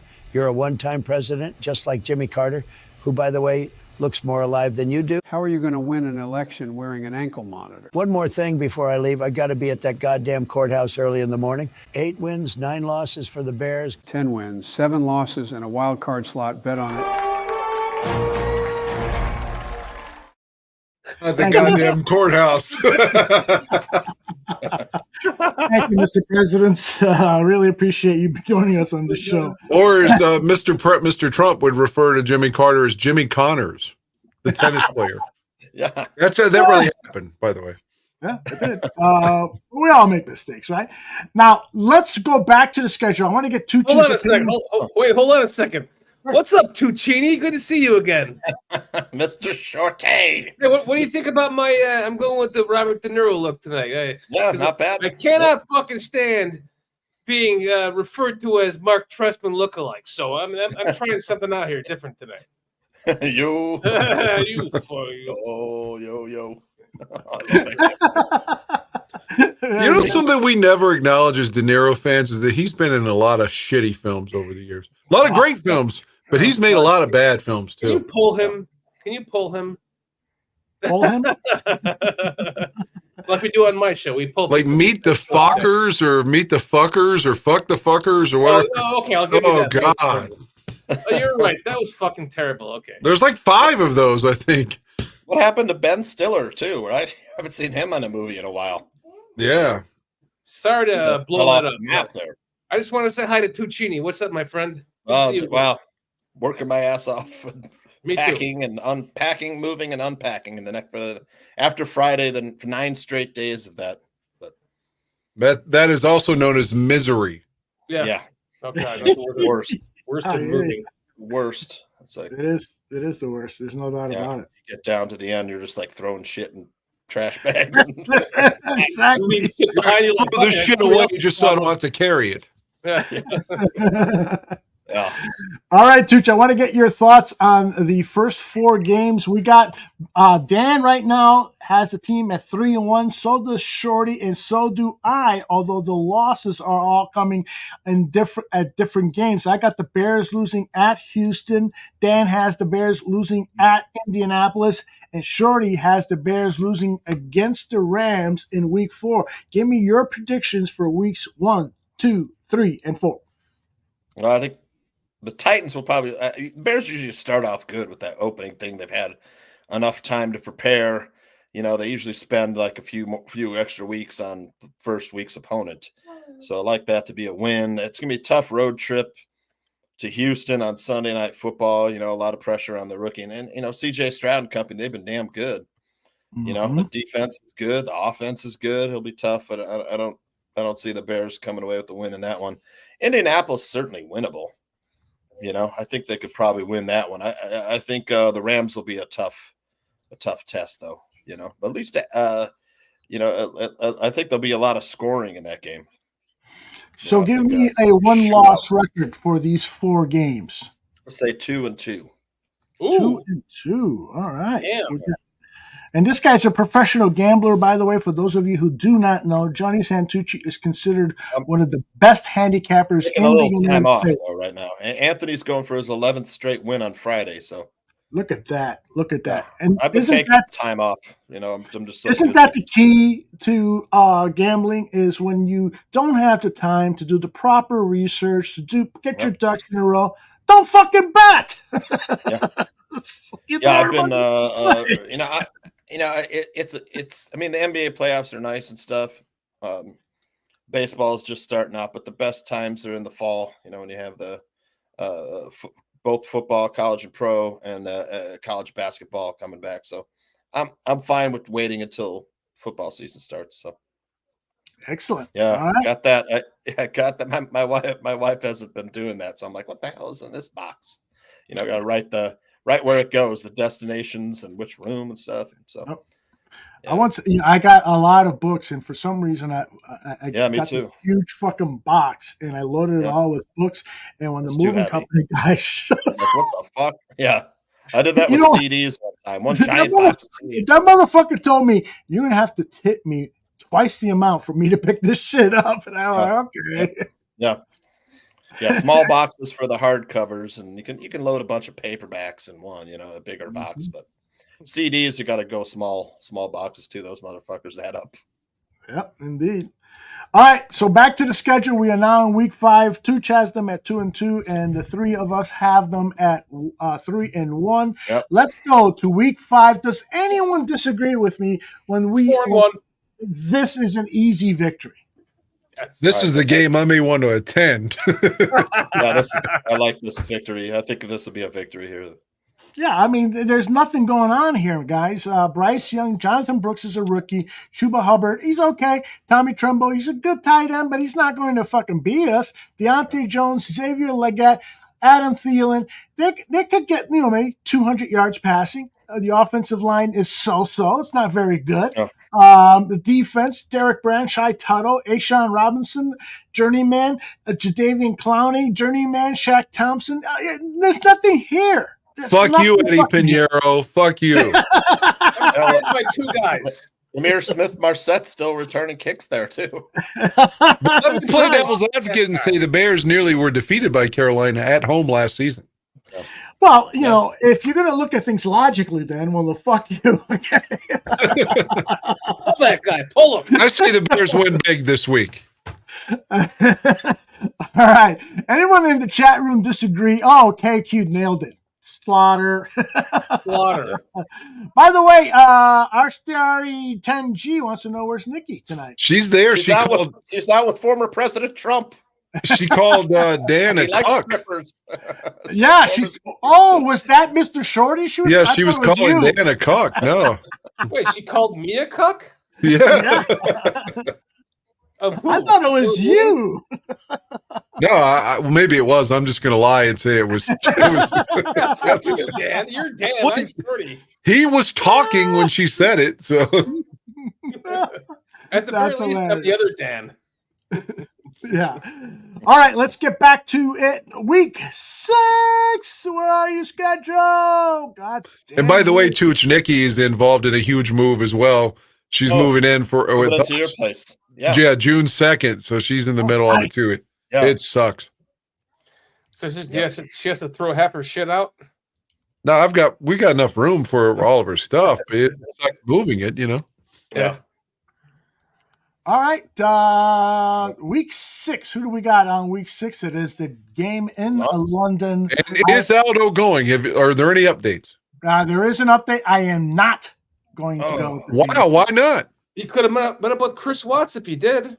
Well, Yeah, okay. Barlissimo's got tickets in the hotel room already for that one. Look at that fucker. I hate him, and I hate you, and I hate everybody else. I would The love reason to I go am there. not going is because I got home today. I went out to do some errands, and I said to my wife, all right, listen, I know you're got a million things on your mind, but if we're going to go to London, I want to book the flight, the airfare, the hotel, and get the tickets now. And she started, I don't want to. I got to give it some thought. I can do it. No, I want to take care of those things. And I go, yeah, you like to micromanage. And then she got offended by that. Oh, no. Uh-oh. So maybe she'll talk to me tomorrow. I don't know. No, she's fine. You're talking like a minimum $4,000. Yeah, exactly. So she Get over wants there. to make Take sure it that, down, flight. we're saving Probably every $5,000. dime that we can. Exactly. It could be $4,000 to $6,000. So I don't blame her for feeling that way. So I told her, all right, so are we going to go to the Arizona game? And she goes, I don't know. I don't know the date. December 26th. Well, I don't know this. I told her all the answers. She says, okay, I'll book it tomorrow. So I think I'm going to go to the Cardinals game late December. Our guy Ron's going to that game as well. Oh, we can meet up with him. What game are you going to, Dan Aguirre? I don't know if I'm really going to a game this year. It's iffy right now because I got so much else going on.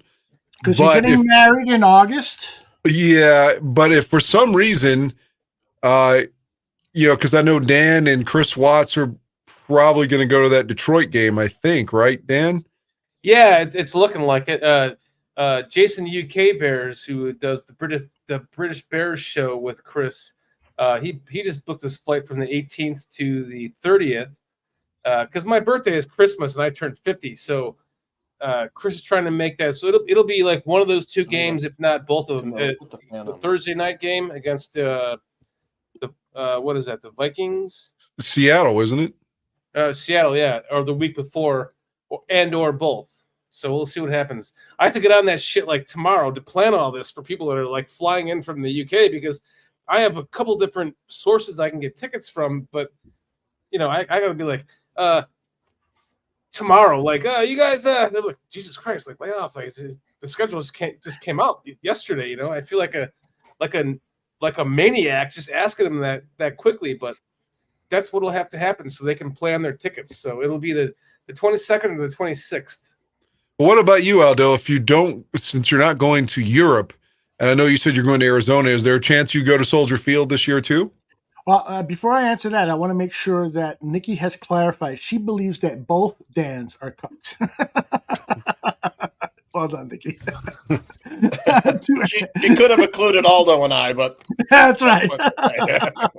I could never be a cuck because my wife would never fuck anyone but me. I'll never be as confident to say that again. Wife number one, other dicks, come on down. No, the answer to your question, Dan Aguirre, is, you know what? The more I think about this, is the more I think, why shouldn't I go to the Thanksgiving Day game in Detroit? I've done the drive before. It's easy. It's indoors, so I won't be freezing my ass off at that fucked up Soldier Field. And I can see a second game of the year, and it's on a Thursday, and I don't have to go to my sister-in-law's for Thanksgiving. She never cooks turkey. She always does ham, and she never has the games on. So See, I can't do just got myself in a Thanksgiving. lot of trouble. I was going to say it'll be my first Thanksgiving married to Nikki at that point, and so yeah, I can't go. There's no way I can go to that. I'd love to go to a game with you in Chicago. Is what I'm trying to get at. But I'd like to go with Dan and to anybody that's going. This is where it starts, guys. He's like, I can't make that game because the wife wants to do this. I can't do Thanksgiving. There's no way. I mean, I can't do Thanksgiving. Mr. Like I'll Shorty- watch the game at the house. Mr. Shorty is absolutely right. You win the Cuck Award, Dan Aguirre. You're the cuck, not me. I'll be the cuck. That's fine, man. As long as I'm coming too. By the way, many thanks to Way Too Rough for $4.99. Thank you. That is very generous. He says, I'll be at the DC game week 8. I was there last year when Fields and DJ went off. John Buffon was there. John Buffon was there. Yeah. You know what? The DC game would be fun too. I'm going to talk to my wife about that because she and I want to do the, Mr. Smith goes to Washington thing and see the monuments and do all that shit. So, You've never done that? I did it right after college, and I was so high. I don't remember I got that thing. I think Mr. Shorty can relate. I've actually done most of the DC tourism stuff. Where I know what you mean. The weirdest thing I was at the Kennedy Flame, and a lady was going to sit down, and the guy was like, "No, ma'am, no, there's no sitting." And she was kind of like, "Fuck this guy," and went to sit anyway. She's like, "Ma'am, I will arrest you. You either stand or you will be arrested." And I was sitting there like in between them. It was like the man was yelling. He was like yelling through me to get to her, and I was scared to death. Wow, I'd be scared to death too. Yeah, I was like, God, I gotta get the fuck away from the Kennedy Flame. They might be like, you scratched your balls, you're going to jail. All right, so we got victories against the Panthers. Week 5 is Jacksonville. No, that's a loss for me. No, sorry, we're gone. Yeah, right. So week 6 against Jacksonville. You already clued us in that you think the Bears are going to lose against the Jaguars, despite the fact that it's a home game for the Chicago Bears. Tell us why you feel that way, Shorty. Because they're traveling to a different country. We're going to have a rookie quarterback. And he's going to be like, oh, my God, look at all this amazing stuff over here I've never seen before. And, we just typically don't win those games. I mean, we should have beat the Raiders' asses after we beat Tampa over there. Matt Forte. 2011. Jay Cutler, baby. Jay Cutler. Oh, 13 years ago. Excellent. Oh, we've only gone there twice. We've only gone there. We're 1-1 is what I'm trying to say. Don't forget, we're the Bears, Shorty. I think this is a loss. I don't like I hate that they do this shit. I appreciate all the UK fans and everyone from the other side of the pond that they get to go to these games. I know if I were you, I would love it. But from being a fan from here, I don't like it. It's just the travel is ridiculous. You're asking a lot of the players. You're taking away a home game. A fucking home game is removed from our schedule right now because we're playing that in Europe. But let me say this. We still have 8 home games and 8 road games. This is the extra game on the schedule that was added. All teams that play in Europe have a bye the following week. So the travel thing, yes, while it's onerous, hopefully the Bears don't travel on Thursday like Matt Nagy decided to do against the Raiders, which is why I believe the Raiders kicked our ass. And then John Gruden did the disco dance mocking Nagy. I know. Jesus. Anyway, I don't know, Mr. Shorty. I think they can pull this one off. What do you think, Johnny Santucci? I think they have a good chance to win that game. I mean, usually like the first half of the season, the Jaguars are good, but by the time the end of the season comes around, they're just like, I think they dropped like 5 games in the end of the row that didn't make the playoffs, last season. But the beginning of the year, they're usually fairly decent, but I don't think they're all that good, really, to be honest. I think the Bears could easily beat them. What do you think, Mr. Aguirre? Caleb Williams, his 7th grade girlfriend asked him to go out but he said he had to train. So instead of going out with his 7th grade girlfriend, he's pretty serious about football, Mr. Shorty. I'm going with the Bears win abroad.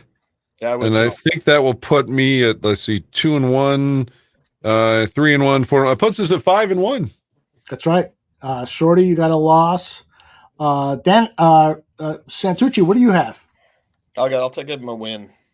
Win. Okay. And I've got a win too, and I'll tell you why. People in the chat are saying Trevor Lawrence is a good quarterback. Really? Is he really? Lawrence is 20-30 as a starter and has never averaged more than 7 yards per attempt.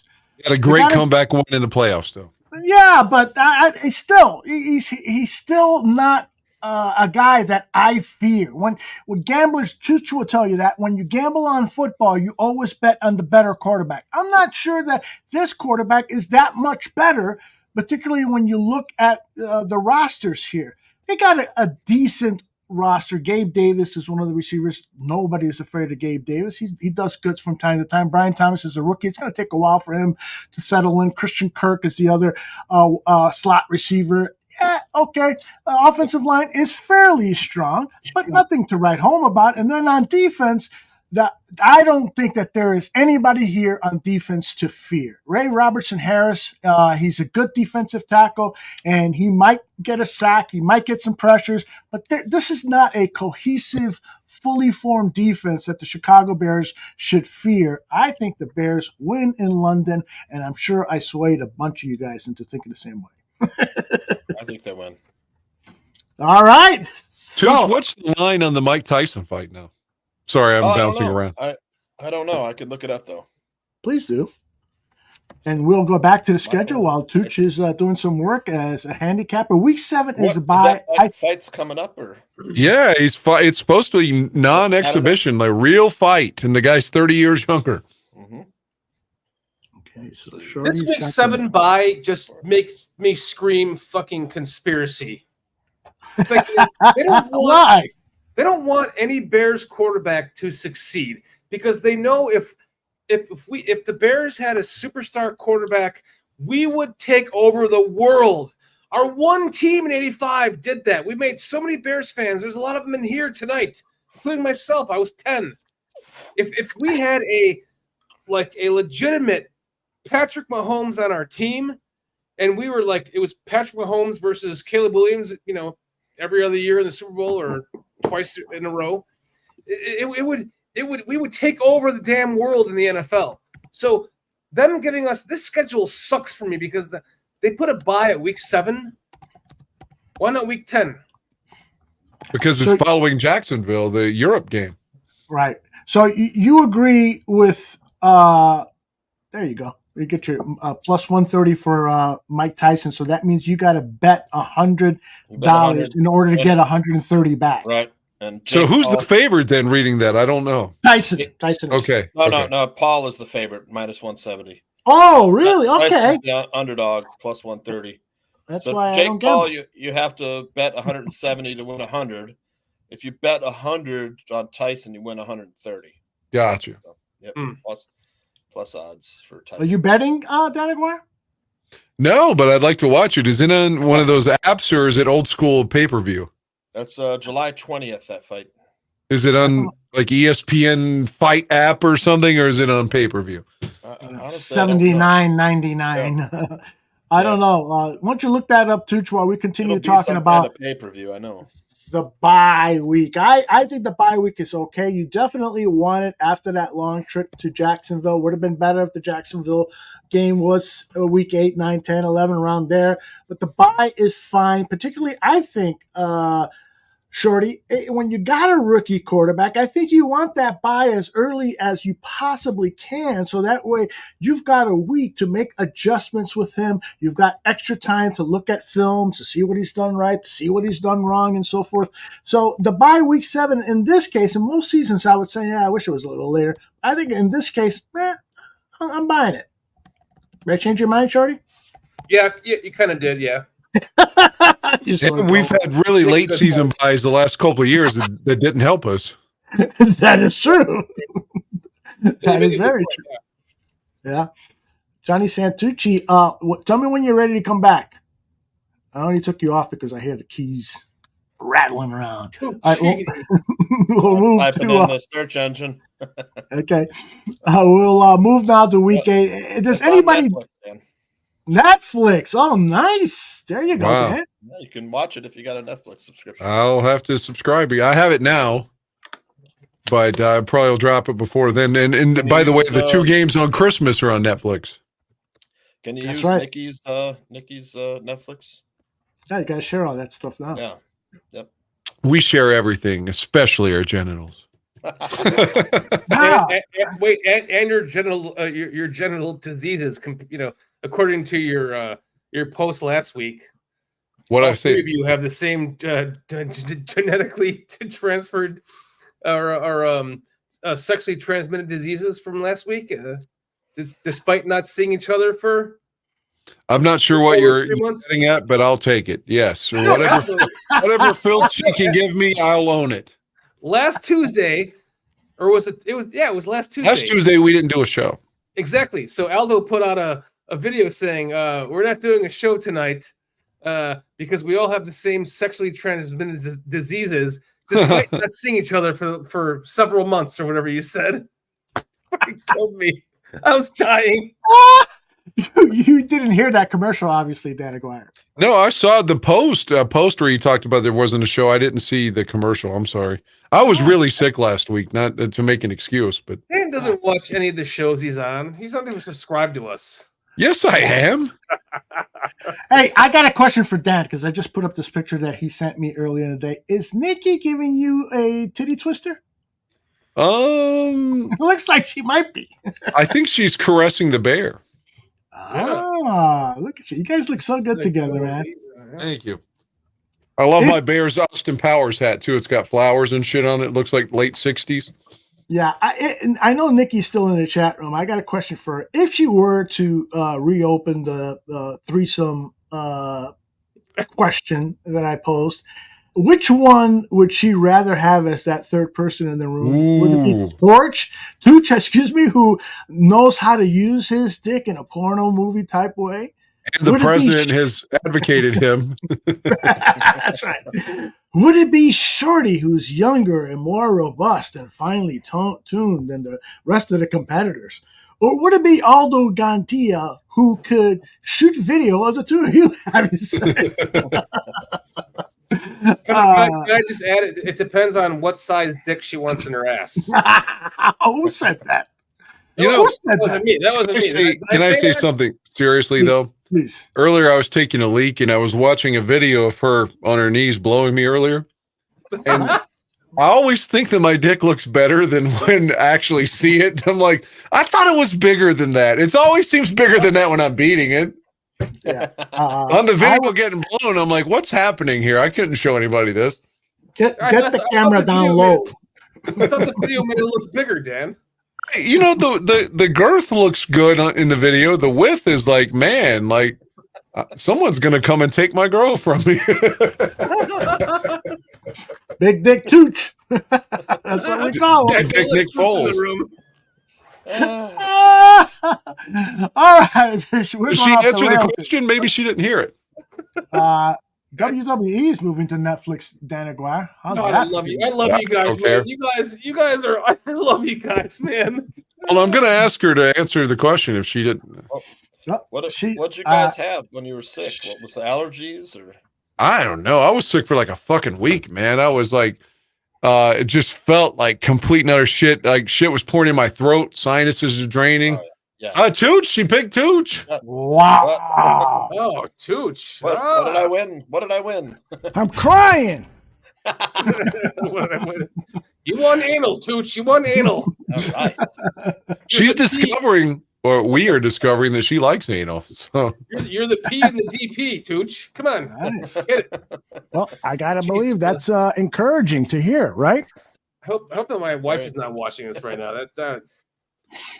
If your wife is watching this right now, how much time are you going to be sleeping? That is a really cute picture of you guys. I'll be pissing on your book for months, Aldo. Well, it's interesting that Tooch is the man that she will choose, and I think it was the photograph during your porn years, Oh, nice. Johnny Yeah. Santucci, that put it over the top. Yeah, look at that. It says, yeah. So Yeah, it had to be. I put on a few pounds. That sells it right there. Now, a quick question for our people in the chat, people who watch the show. How many people actually think that's Johnny Santucci's body? I don't know. I bet more than you think. Yeah. Well, I was going to ask you, Tooch, how close is that photograph to your present? Oh, That's probably pretty accurate. For the hair. How about this shit? How about your kickstand? Is it the same in that picture?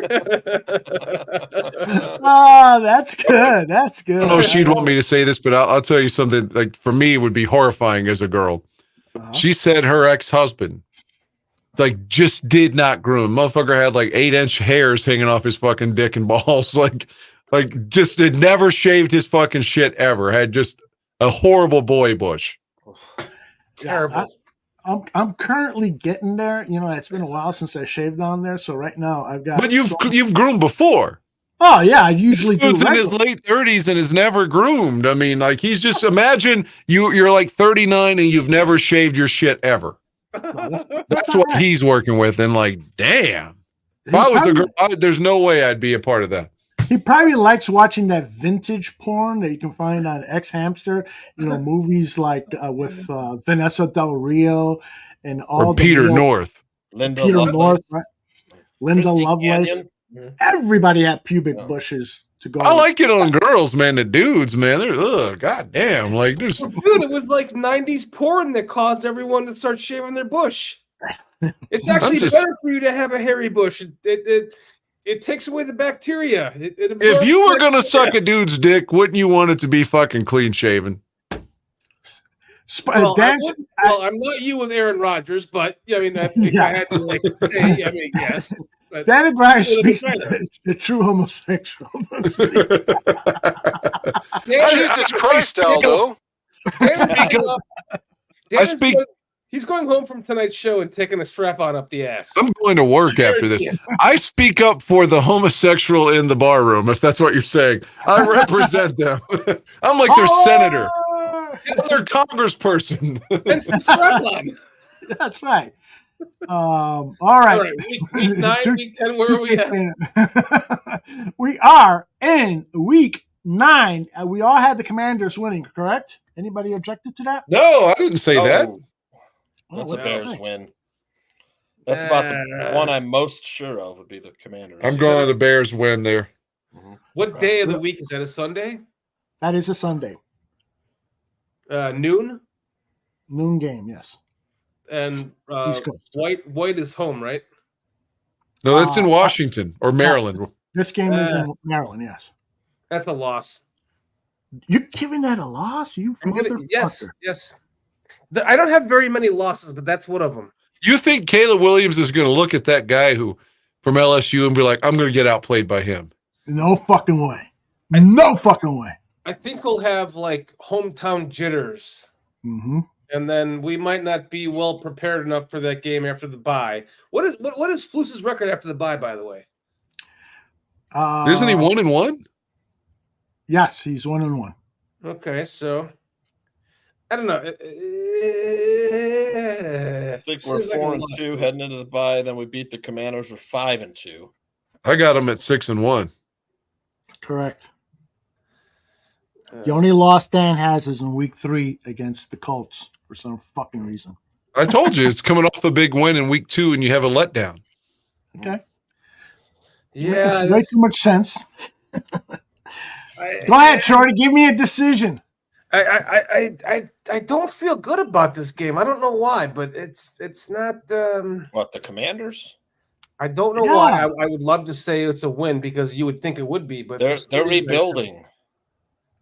Yeah, they've been rebuilding since Joe Gibbs left the first time. Yeah. All right. All right. I'm gonna go. Since he's 1-1 after the bye, Flus's, I'm gonna go with a win here. All right. Oh, fucking I'm not. I don't like it, but I'm gonna take a win. It's the one game I'm most sure of. That's definitely a peer pressure vote there. Commanders. Hey man, take this fucking drug, yeah, and the Bears are gonna beat the Commanders. All right, moving on to week 9. I'm telling you, Arizona next week, Card. Arizona is a loss because Ron's going to be there. You're going to be there. The Bears are going to let us down, and they're going to lose at Arizona just because you all are in attendance. Gosh, that is the most sense you've made all night, man. I'm telling you. Count me as a loss in Arizona and put us at what, 6-3 or 6-2 for me? 6-2 for you, yes. 1, Yep. 2, 3, 4, 5, 6-2, yes. That makes it 6-2 for me too. Yeah. I also think that I don't know. The Cardinals showed some improvement after last season, but I mean they seem to play well for this coach. But I mean it's certainly winnable. But I think that ends up being some kind of stupid loss. I heard somebody in the radio. I think it was I forgot. It was on the Score Sports Radio, and the guy said, "This is the game that the Bears are going to win. Why? Because Caleb Williams is going to feed Rome Odunze the pass so often because he wants Rome to outplay Marvin Harrison Jr. And because of that, and because that stadium usually has, and he's not exaggerating, 70% Bears fans." He picked the Cardinals, which is why I'm picking the Cardinals. And you guys cannot fucking change your minds. You just said you're picking the Cardinals. You and I are on the same. I meant the Bears. What the fuck are you talking about? No, I'm taking the Bears on that one. Yeah, you taking Arizona because you're going to be there. You're going to go home disappointed. So, I thought you loved me. Schedule back up there again. I just want to look at something. So Panthers, Jaguars, Commanders. When was the last time the Bears won 4 in a row? I'm just saying. I'm just asking. Oh my God, that's a great question. I believe we have to go back to 2018. Yeah. Oh God, don't tell us, Dan. I don't want to hear it. I don't know right off, but I'm saying Arizona wins somehow. Yeah, that's what not I going think. to happen. Because Aldo and Ron will be there. And then we have a bounce back week against the Patriots, who are also. Oh yeah. We're gonna have to show that North Carolina kid that he's a scrub. You know. That's what they're saying already. The coach came out and said Drake May has got a lot to learn. That's not good when your coach is saying that right off the bat. No shit. That sounds like Mitchell Trubisky, and they're from the same college, ironically. Yeah. Yep. And Shorty, we're you the got same them. number. You got them for a win against the Patriots at home, Shorty? Yes. 100%. Yeah, I'm pretty confident about that one too. All right, here it comes. Week 11, the first God. match against the Green Bay Don't give Packers. us PTSD. Can we just move on to the next one? It's a loss. It's a loss. fucking Oh, until we beat them. I'm not saying we're going to beat them. I'm tired of saying, "Oh, this is the year." We're losing to Green Bay just because we never fucking win. I hope I'm wrong. But until they fucking beat them, this will be the 11th straight time. We are the cucks. Week 11. We are the cucks against the Packers. Tooch. That's always Tooch a loss. says the Bears are going to win but cover. Probably something like that. I mean, look, I think they do get one this season from the Packers, but I mean, it might be not be until week 18. You're fucking crazy. I don't know. I feel like they could get one.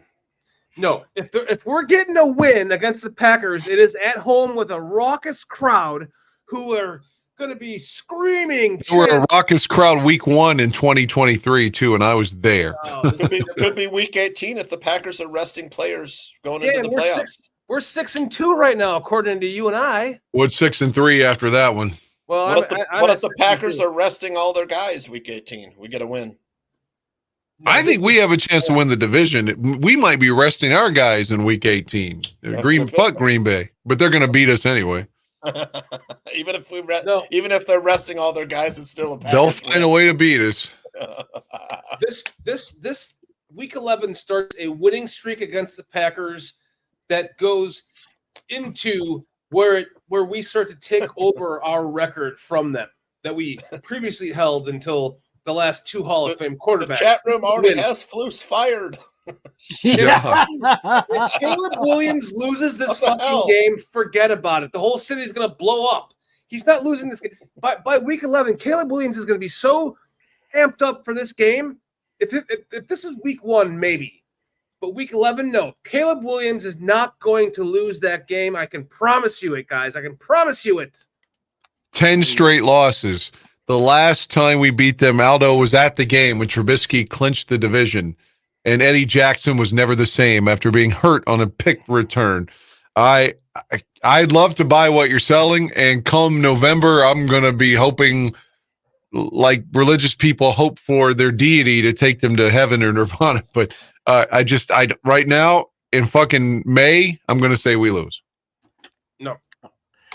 Listen, guys, I'm just going to stop right here because I've already got the Bears on a 1, 2, 3, 4, 5, 6, 7, and then beating Green Bay. That's an 8-game winning streak. I got them beating the Vikings, a 9-game winning streak. You told me to take this seriously. I know, but I'm being serious. I can't help myself.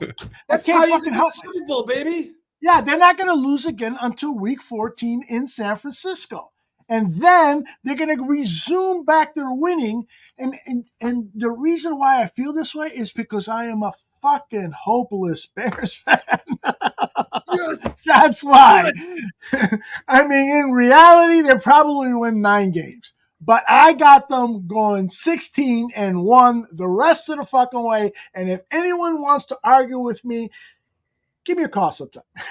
So you have week 2 as the only loss the whole season? Yes. It takes a little while to get used to, all the new guys and stuff. But this schedule is favorable. Fuck what Donald Trump said. This schedule was made by liberals, and it is for Chicago Bears fans. All those divisional games, second half of the year, 4 of the last 6 are on the road, by the way. You sound like Aldo on BCP last year around this time. Yeah, I know. You know why? I just had my second shot. That's why. 4 roses. Blame it on 4 roses. Listen. We are known for quarterback futility. Yes, we What is going to change the narrative of that?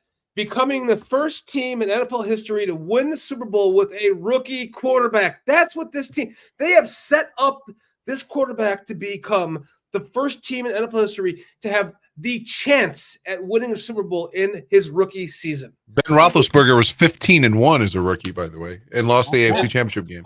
But we're looking at... and then he allegedly raped a woman on a sink. Yeah, well... And a Donald Trump event. Did you know that? I learned that. Oh, my God. I did not remember that. Anyway. My prediction is, and I've said this, Dan, our last show that we did was about what? The Bears winning the Super Bowl with a rookie quarterback, becoming the first team to do it. It would be so. Listen, the Bears are known for running backs, linebackers, defense. Right now, we have this quarterback. We have this team that's been built for him to succeed in multiple ways that we've already talked about. This is where the Bears become the first team with all of that quarterback futility in the past to win the Super Bowl with a rookie quarterback. I'm calling it. So are we doing the super fans right now? I guess I'll play Chris Farley's character. I love your prediction, Aldo. You're right. I love it. I'll have a heart attack up here or start dancing in the hula dress. By the way, we're going to finish talking about the rest of the schedule here. We've got about 40 minutes left. But this is the most important question that's been posed here, and I want to make sure that we all address it. RS Terry 10G says, my wife wants to know who has the biggest dick out of the 4 of you. Yeah, right. You want to know, motherfucker. You want to know. But I'm not going to say I haven't seen these guys' dicks, but all I'm going to say is, you want to take a good look at that? All I'll say is that mine has a knuckle. Damn. He sounds like he's got Bill Clinton's dick. It allegedly went like crooked or something. Oh, really? I didn't hear that. Yeah, his dick bent the wrong way or some shit. Yeah, dude, like Italians have big dicks. It makes sense. He's always been a crooked politician, so his dick might as well go. That's why his fiance picked you. You look more Italian than me. Before the show, we all measure. We're all identical to the millimeter. Thankfully, I can say that I am circumcised. I don't know about you guys. I don't have the turtleneck, though. I didn't have any control over that. Uh-oh, he's uncircumcised. I'm uncircumcised too, man, and I gotta tell you, man, I got more foreskin than fucking the four you guys put together. The three of you guys. So when Ving Rhames says Arby's, we got the meats, he's talking about Aldo Gandia. Right here, baby. By the way, Cliff reminds us that Howard Stern and his guys went into a closet one at a time with a woman who got them hard and measured them. Do you remember that, Dan? I don't. Oh my gosh, great episode. Who had the biggest dick? Gary? When he was tasting pussy? You remember I think that it one? was Gary. What was that, Shorty? Where he was tasting pussy? I don't remember that one. He was like licking different porn stars' vaginas and like rating them. Oh my goodness. Oh, God. Was he married to his first wife or his second wife? Probably. It was a long time ago. He's devoted to Beth. He wouldn't cheat on Beth. Yeah, he's changed his whole thing to please Wait, Beth. wait, hold on. David Ekval says, I thought Shirley was a Jew. He's Italian. You know how many Italians how many Italians I've mistaken as Jews? You know, like Jews. Like James Caan, who's Jewish and playing an Italian. Yeah, that's right. That's right. Cliff wants us all to go measure our dicks. The next time we're in Chicago at the same time, Cliff, I promise you, we will, and hopefully you'll be there to do the measurements. one question, Cliff. Like, do you want us to measure our 25-year-old dicks or our 50 or 65-year-old dicks? Like, yeah, I mean, he's absolutely right about that. I've lost like an inch and a half. Do you really start losing inches? Man, I noticed it a number of times because I masturbate every night. Yep. Wow. By the way, I can't believe that Nikki chose Tooch over Shorty and me. I know. I mean, come on. I had no control over that either. Pull Tooch, man. You're out of here, Tooch. Get out of here. Well, Nikki's Italian too. Maybe that's what it is. Oh, that's what it is. I can cook you some. Are you Northern Italian then, Tooch, or Southern? My mom's from the North Italy. My dad's from more like Central Italy. But Okay. I took my mom and my wife and the kids out for Italian food on Mother's Day. Oh, nice. And I realized that I'd never had cannelloni before. You know, can you believe it? Is that a type of pasta? Yeah, it's like a tube filled with ricotta cheese. This one had like shrimp and scallops with lobster cream sauce baked. Oh, so good. Yeah, see, Nice, yeah. when it comes to Italian food, it ranks below Japanese food, Mexican food, and probably 2 or 3 other dishes. I like Italian food, but like what you just described, pasta stuffed with cheese, I don't know. It's like me. Like I'm the same way, Aldo, because I like my family's cooking. I don't want to go out to some shitty, because if you go out to an Italian restaurant, what is it about? What, the pasta and the sauce, right? Right. The pasta is either homemade and like amazing, which you are, and you Hardly ever they do that. Those are the good ones. Yeah. But then it's about the sauce, and if you can make a good sauce, then why go to an Italian restaurant if they can't make a better one? There's one place in Des Moines that makes a really good sauce, like Sunday gravy. Casey's General Store? No, but they have good pizza. I've got something I know you all disagree with me on, but I like in Cincinnati, and it's in like Kentucky too. I don't know what other states they go to, but I've eaten at Louisville there. They have a place called Skyline Chili, and they combine the chili with the spaghetti. Cincinnati. Yeah. Dude, I fucking love that shit. I've had that here in Chicago. Skyline's in Chicago? Real chili in Milwaukee when I was going to So you like that spaghetti chili combo? I think it's Chili great. Mac. We call it Chili Mac here, yeah. Real Chili in Milwaukee was open like all night long, 24 hours. People would go in there hammered, throwing oyster crackers at everybody, at each other. You know, they have it. You could have different spaghetti, and you could add like chili. You could add shredded cheese, oyster crackers, spaghetti. The onions, whatever. It was good. Good stuff. Man. What pasta or sauce tastes most like vagina? Oh God, squid ink. Yeah, squid ink. That's what I want to taste. Shrimp. Have you had squid ink sauce, you guys? What if it's sauce, Aldo? What if it's sauce that tastes like Janet Reno's old vagina? Clam sauce. I'll turn into David Porsche or whatever the fuck his name was. Start firing anybody coming close to me. Bearded clam sauce, Aldo. I love it. It's got to have the beard on it. The beard is what I had squid ink pasta. Well, that's like a sauce they make from the squid ink in Venice. And if you closed your eyes, you would think it was like tomato sauce, that lemony taste. It's really good. But of course, your teeth are black afterwards. Now, have you guys ever gone down there and tasted something and it tasted like tuna? Yuck. My cats love tuna, not me. Yeah, I had a chick I dated that smelled like that, but it never went that far. So yeah. I dated a girl who I would go down there and it was like, okay, I don't know if I'm in the mood for chicken of the sea. I was at a high school football game sitting outside next to this girl on the bleachers, and I was like, damn. I could smell it from there. So yeah. I guess I've had better quality vagina. I've never tasted a tuna vagina. It's like one of those nice October nights with the breeze, you can smell all the leaves and stuff, and you're like, geez. What the? California liberalism has now spread to West Virginia. It's awful. Dan has a potty mouth. What a dog. He literally has a potty mouth. I have never rinsed with urine. Never. Not my thing. What's the big deal? I mean, who was it that said, love is love, is love, is love, is love? I think it was that Hamilton fellow. So if Dan wants to suck down some piss or eat some shit, I don't give a fuck. Here's a question for you guys, though. Okay. Do you think we're all a certain age, we're not young gentlemen anymore. Well, how many pussies have you eaten in your lifetime? I'm saying mine's probably over 50. Yeah. Wow. I'm probably I have to say, are they over 18?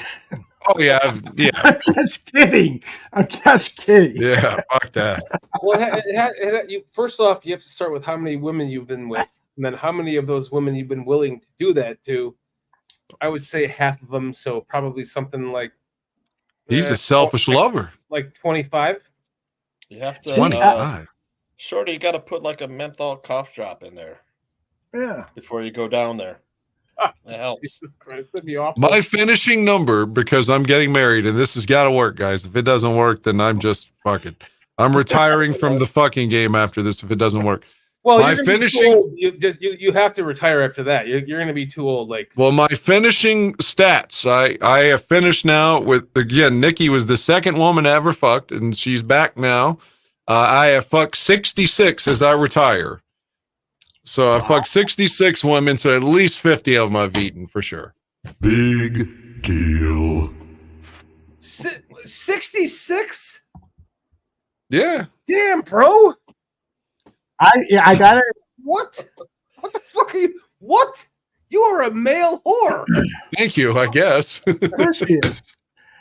I have to admit that my number is higher than Dan Aguirre's. But I'm glad that somebody's admitting they like to eat pussy too. Oh yeah, but the number of women that I've had actual sex with is lower because, unlike Mr. Shorty, I use that as my opening pickup line. Hey, would you like to fuck your pussy? It works 20-30% of the time. Yeah, if you take a lot of swings, you're gonna get some people to say yes, and then after I'm done, and then I say, okay, it's time for me to enter the finally eaten, and then they say, nah, I don't think so. there was a bizarre cunnilingus scene in the movie Dogtooth that I brought up earlier. You got to tell us about this movie. You mentioned the pregame show. You say it's almost as dirty as the Serbian film, but not quite. Let me try to make it quick so we can get back to the schedule. So a guy and a woman live together, adults. They've got 2 girls and a son. They don't let the kids leave the house. The kids are not educated. The kids are about 18. They think if they leave the house, they'll be eaten by cats. So the guy has them barking and shit and pretending that they're dogs to a certain degree, that they're part dog. He says when they're When their tooth falls out and their dog tooth replaces the tooth that falls out, then they are allowed to leave the house. So they don't leave. They've never left their house, ever. So he brings a whore over to fuck his son. The son is a bad lover, and the whore wants to fuck one of the daughters. Eventually, the whore gets the girl. She doesn't even know it's called a pussy. She calls it a keyboard, and gets the girl to lick her pussy, and is like blackmailing her. Ultimately, there's incest, there's forced cunnilingus, and then a woman, the one kid is so desperate to leave, she starts beating her own teeth out with a weight because she thinks the dog tooth is going to come in so she can leave because she wants to leave the yard. Again, they've never left the house. And it's implied that they're like everyone has fucked everybody. It's an incest kind of thing. But again, dog tooth, they think if their dog tooth comes in, then they're safe to leave the house. This is like 2000. Go ahead. Real quick, the prostitute lends 2 VHS tapes to one of the girls that was eating her pussy. One of them is clearly a Rocky movie because she's talking about Rocky and Apollo. And the other one's Flashdance because she's dancing like Jennifer Beals later. The guy goes to the hooker's house, picks up a VCR and beats her with it for corrupting his daughter. Like they're not allowed to watch TV. They don't know about the outside world. They know nothing. It's a little Flowers in the Attic-ish, if that makes any sense. Yes, Maybe I'm doing a poor job of telling this movie, but well, let's take a look at the trailer because now I'm getting a little bit intrigued. It's a 2009 movie. Is it a foreign film? Yes. No, it's a U.S. film. No, it's foreign. Oh, it is? I'm sorry. All right, here it is. Come here. He's faking that he was hurt to scare them so they can't go outside. Oh my God. Ο αδερφός σας πέθανε. Ένα πλάσμα σαν αυτό που εισέβαλε σήμερα στον κήπο τον διαμέλησε. Το ζώο που μας απειλεί λέγεται γάτα. Είναι το πιο επικίνδυνο ζώο που υπάρχει. Όσο βρίσκεστε μέσα, δεν κινδυνεύετε.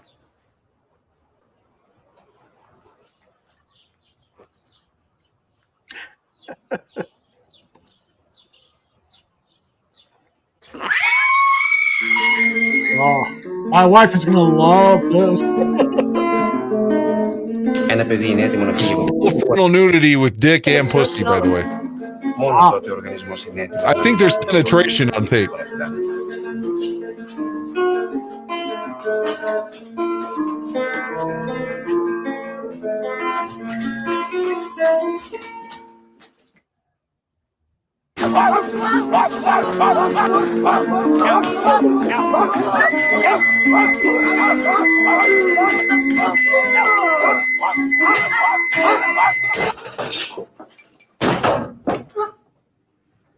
Εύχομαι όταν κάνεις παιδιά να πάρουν τα λάθος ερεθίσματα και να δημιουργήσουν το λάθος χαρακτήρα.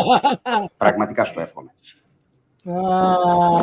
That looks very, very, very funny. Well, you'll enjoy the girl-on-girl cunnilingus scene, I'm sure. There's a couple of them, but Oh, you know, I'm a cunnilingus fan. me too.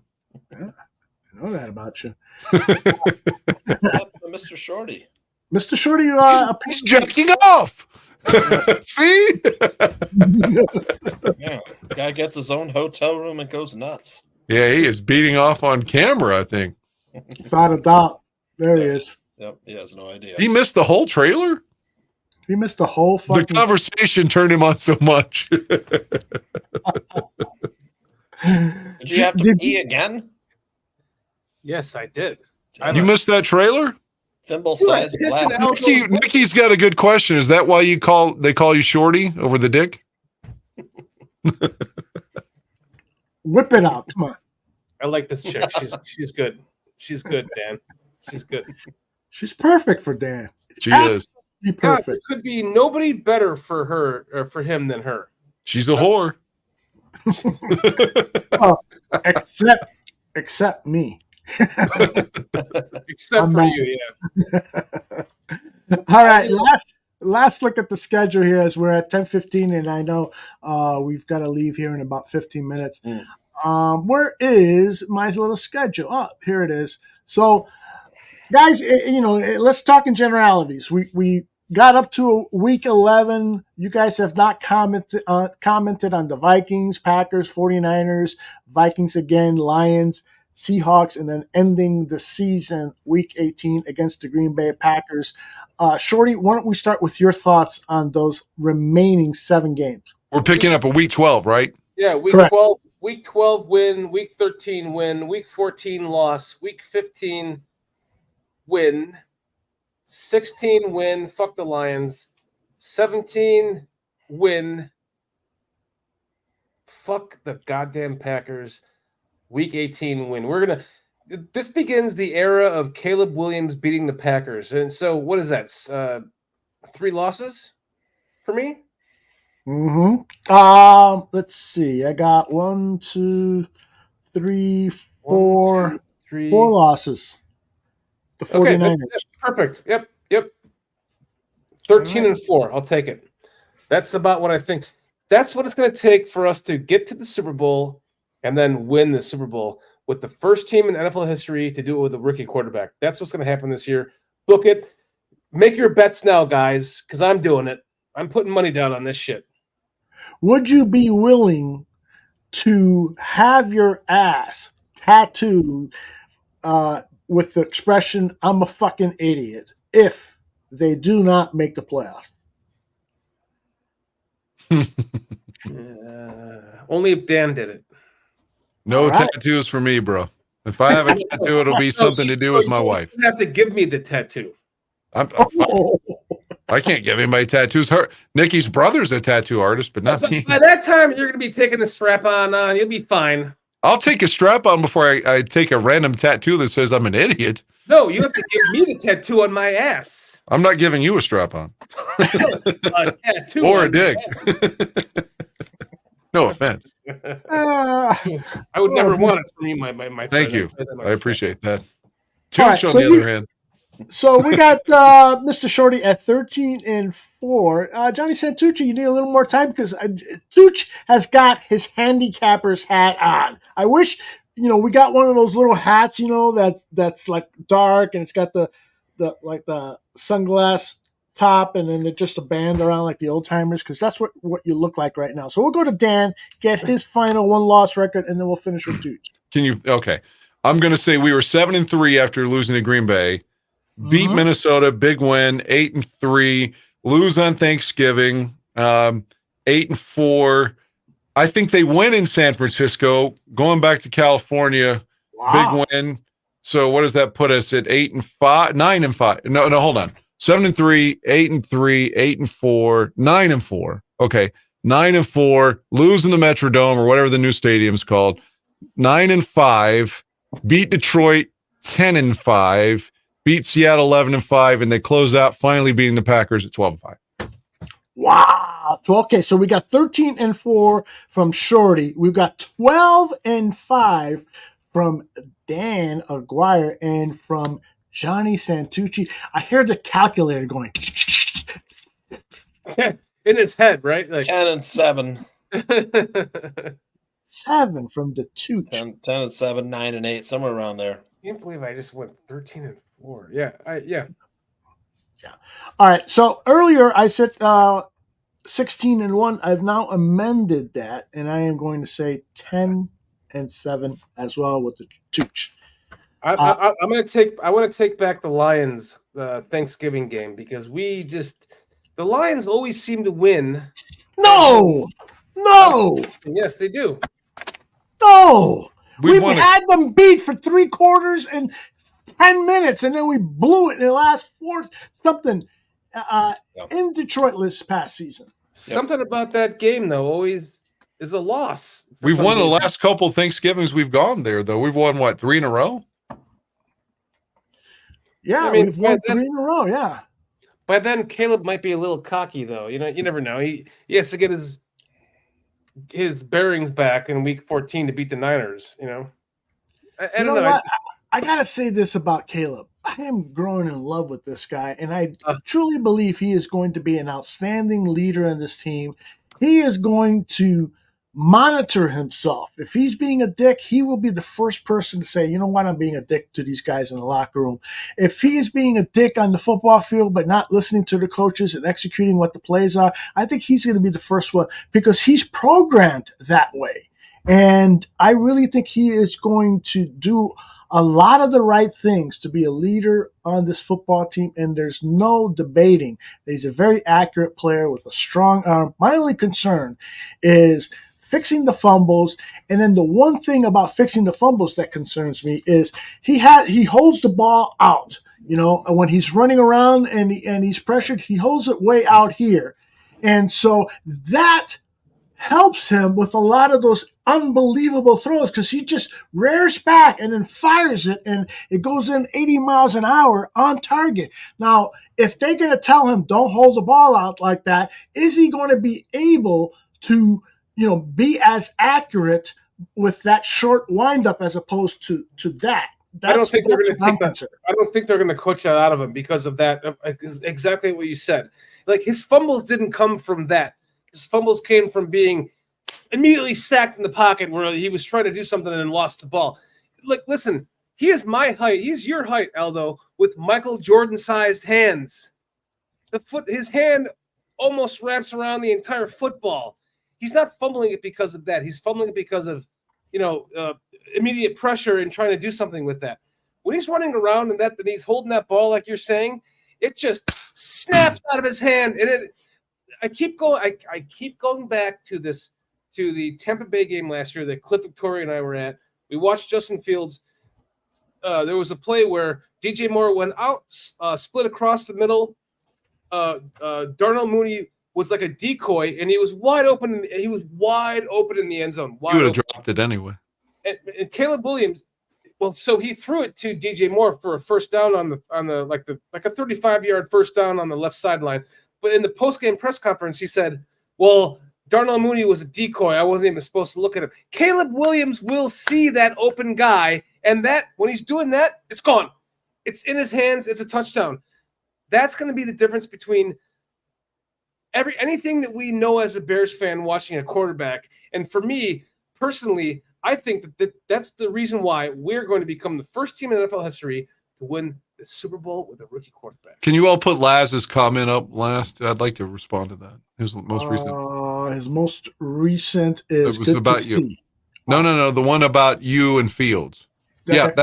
All right. And again, it's not a jab at Laz, but I'm defending Aldo on this one because I was all in on Fields too. So we're Bears fans. I mean, again, not to say Laz isn't. I don't mean that as a jab.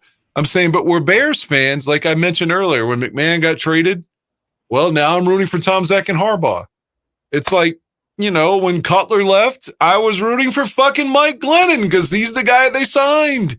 I mean, we're fans of the team, man. I mean, you were rooting for Trubisky when they traded up for him when they had exactly. Then you rooted for Justin Fields when they took him at 11 when they should have been second or third. Go ahead. I was rooting for Andy Dalton even though I hated him. Yeah. You wanted Justin to succeed by him starting first. I get it. Exactly. The day they drafted Mitchell Trubisky, I was upset. I did a show with a guy who worked at the bar room at the time, Jose Cotto. Yeah, and then I did all the shots. I was just fucking livid. I was pissed off because I thought this guy truly was a second-round pick. But nonetheless, he put on the Bear uniform. He's a Bear. I got to root for him. I gotta believe. I gotta have hope. It's interesting because I always go by the Shawshank Redemption line. Hope is a good thing. Well, the audacity of hope. The audacity of hope. But recently I've seen a couple of movies where they say, you know what, hope is a fucked up thing. And I'm starting to believe that. So, but maybe Trubisky still holds records right now that other Bears quarterbacks don't. He has like 2 records. Like one of them, I think, is completion percentage. Big fucking deal. You're throwing the ball. Ratio. You're throwing the ball 3 yards. That little play to Trey Burton, he did that 5 times a game, so that was always the completion. His best pass was one of his last passes as a Bear in that Saints playoff game where he on the flea flicker, beautiful to Mims, and he just Javon Wims dropped it. Yeah.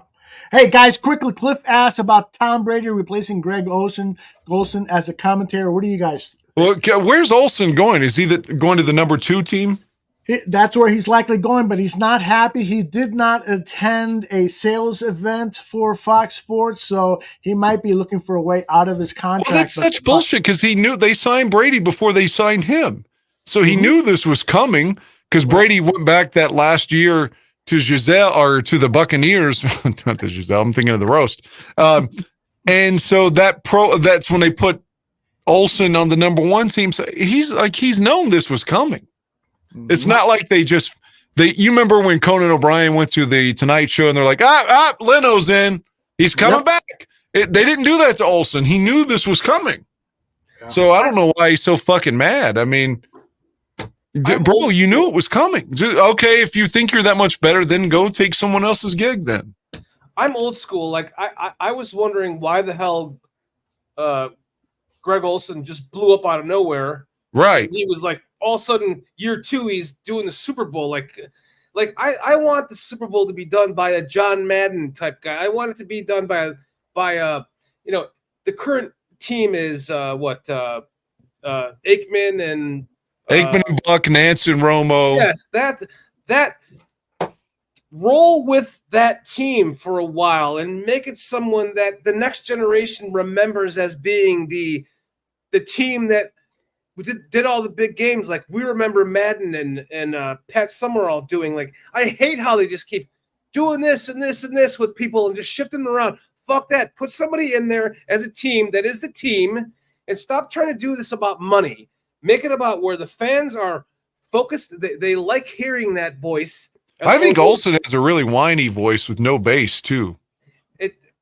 I mean, I agree, but it doesn't matter. Like they were the team, right? So make them the team and stick with it for the next 20 years. Stop taking the most money and rotating these guys in and out and making it, a bullshit sport. It's nothing that a fan can buy into for, a certain amount of years. Like if you're just like every year or two, you're like you have a new, Greg Olsen just retires. Now he's doing the Super Bowl. Like, come on. To me, that's bullshit. The guy America could believe in who turned down his gig to go play with the Miami Dolphins and never got another shot. You guessed it. Jay Cutler is the voice that we all need. Don't even talk. Stop talking about Jay Cutler. You always try to bring up Jay Cutler at the end. Another bad take. What? Olsen doesn't have a deep voice. And he sat up there pandering to Taylor Swift during that Chiefs game last year saying, 1989 is my favorite record of all time. No, it's not. Jay Cutler. Greg Olsen is a liar. I don't know who's working for Netflix. Who's going to call those games? Is that I don't know if they have even announced it yet. Did they get that? Is it official? Yeah, it's on Christmas. Yeah, they've got 2 games on Christmas. I'm sure it'll be Ian Eagle, who's another one who's suddenly supposedly is great, even though he kind of sucks. I just learned this week that there's another Eagle. So there's 2 brothers. Eagle. Oh, it's a father son. Oh, they're not together, but yeah, the other one's his son. I think he did that Chiefs Dolphins game in the playoffs last year, I believe, didn't he? It's Ian Eagle, and what's the name of the son? He calls himself Ian now, not Ian. It's spelled Ian, but it's pronounced Ian. But yeah, Ian's son also has, and he's not horrible. He's only like 26 though. He's a kid. Wait, which one is Ian and which one's Ian? Ian is it's spelled Ian, but he pronounces it Ian. He has worked for CBS for 30 years, but I just think he kind of is. Dad, what's the son's name? Ian, like Brandon Eagle or something. I don't know. Eagle. Little Eagle. Iron Eagle. All right, before Dan goes, I want to get your thoughts. I think all of us here, I know Dan has watched the Tom Brady roast that was on Netflix. Lot of controversy, a lot of great fucking jokes, in my opinion. I want to just get your thoughts, Dan, before you head out of here. The Drew Bledsoe stuff was the best part of the whole night, I thought. When just the open, he was like, wait, again? What the fuck? Or whatever. You can see the seriousness in it, right? You're like, oh yeah, there's something to that. The Giselle jokes, I mean, got really, really tiresome. I guess no one knew what the other person was going to say, but like, okay, yeah, he's divorced. I get it. And then finally, someone mentioned the one he knocked up, the actress before. I can't think of her name, but Bridget Moynahan or whatever. Yeah, but for the most part, I laughed. I guess. I mean, some of it, like, again, I'm not going to call it homophobic, but the stuff with Gronk and the gay jokes and stuff, I was like, it seemed a little contrived. It felt a little long. It felt like it should have been like 2 hours instead of 3. But they did it well in the sense that Belichick was there, and then Peyton Manning showed up at the end. I laughed. I mean, there's a lot of stuff I got tired and bored of it. I just was the only reason I watched it because I was at work. I'm not a Kevin Hart fan anyway. He did a good job that night. I'm not generally a fan of his. The lady that you told me listen to on Stern, I thought she was great when she was like, seriously, I want to fuck Brady tonight. I mean, seriously. I listened to some of the Stern thing. I didn't get to finish it, and I don't know if she got to the roast on it, and that's what you wanted me to hear. But she was talking about on the Stern interview how she legitimately masturbates to gangbang porn and wants to be gangbanged. I thought, wow, that's pretty fucking honest. Yeah, she's got an HBO special where she does the same thing. She talks about it. So I don't know if it's real or it's part of her act. But yeah, she says that is what I am into, gangbang videos. And my boyfriend and I participate in gangbang videos. But he plays all the roles of all the gangbangers. Right. She was the only true comedian that did anything on that. Everyone else was, aside from Kevin Hart. Well, there were a couple of guys. I didn't like that one guy that was like not Kevin Hart, but the other guy was like the host that they kept making fat jokes about. He was a comedian. Jeff Corey. I didn't think he was funny at all. The bald guy. Oh, I love him. I didn't think he was funny. That's what Brady got mad at. Remember, Brady got mad, so don't fucking say that again. Yes.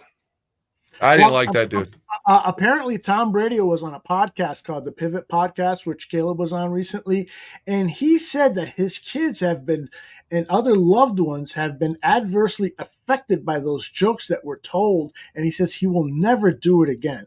And I say to Tom Brady, what the fuck did you expect? Have you ever seen a roast with these motherfuckers before? And if you didn't want your kids mentioned, you should have been adamant about it.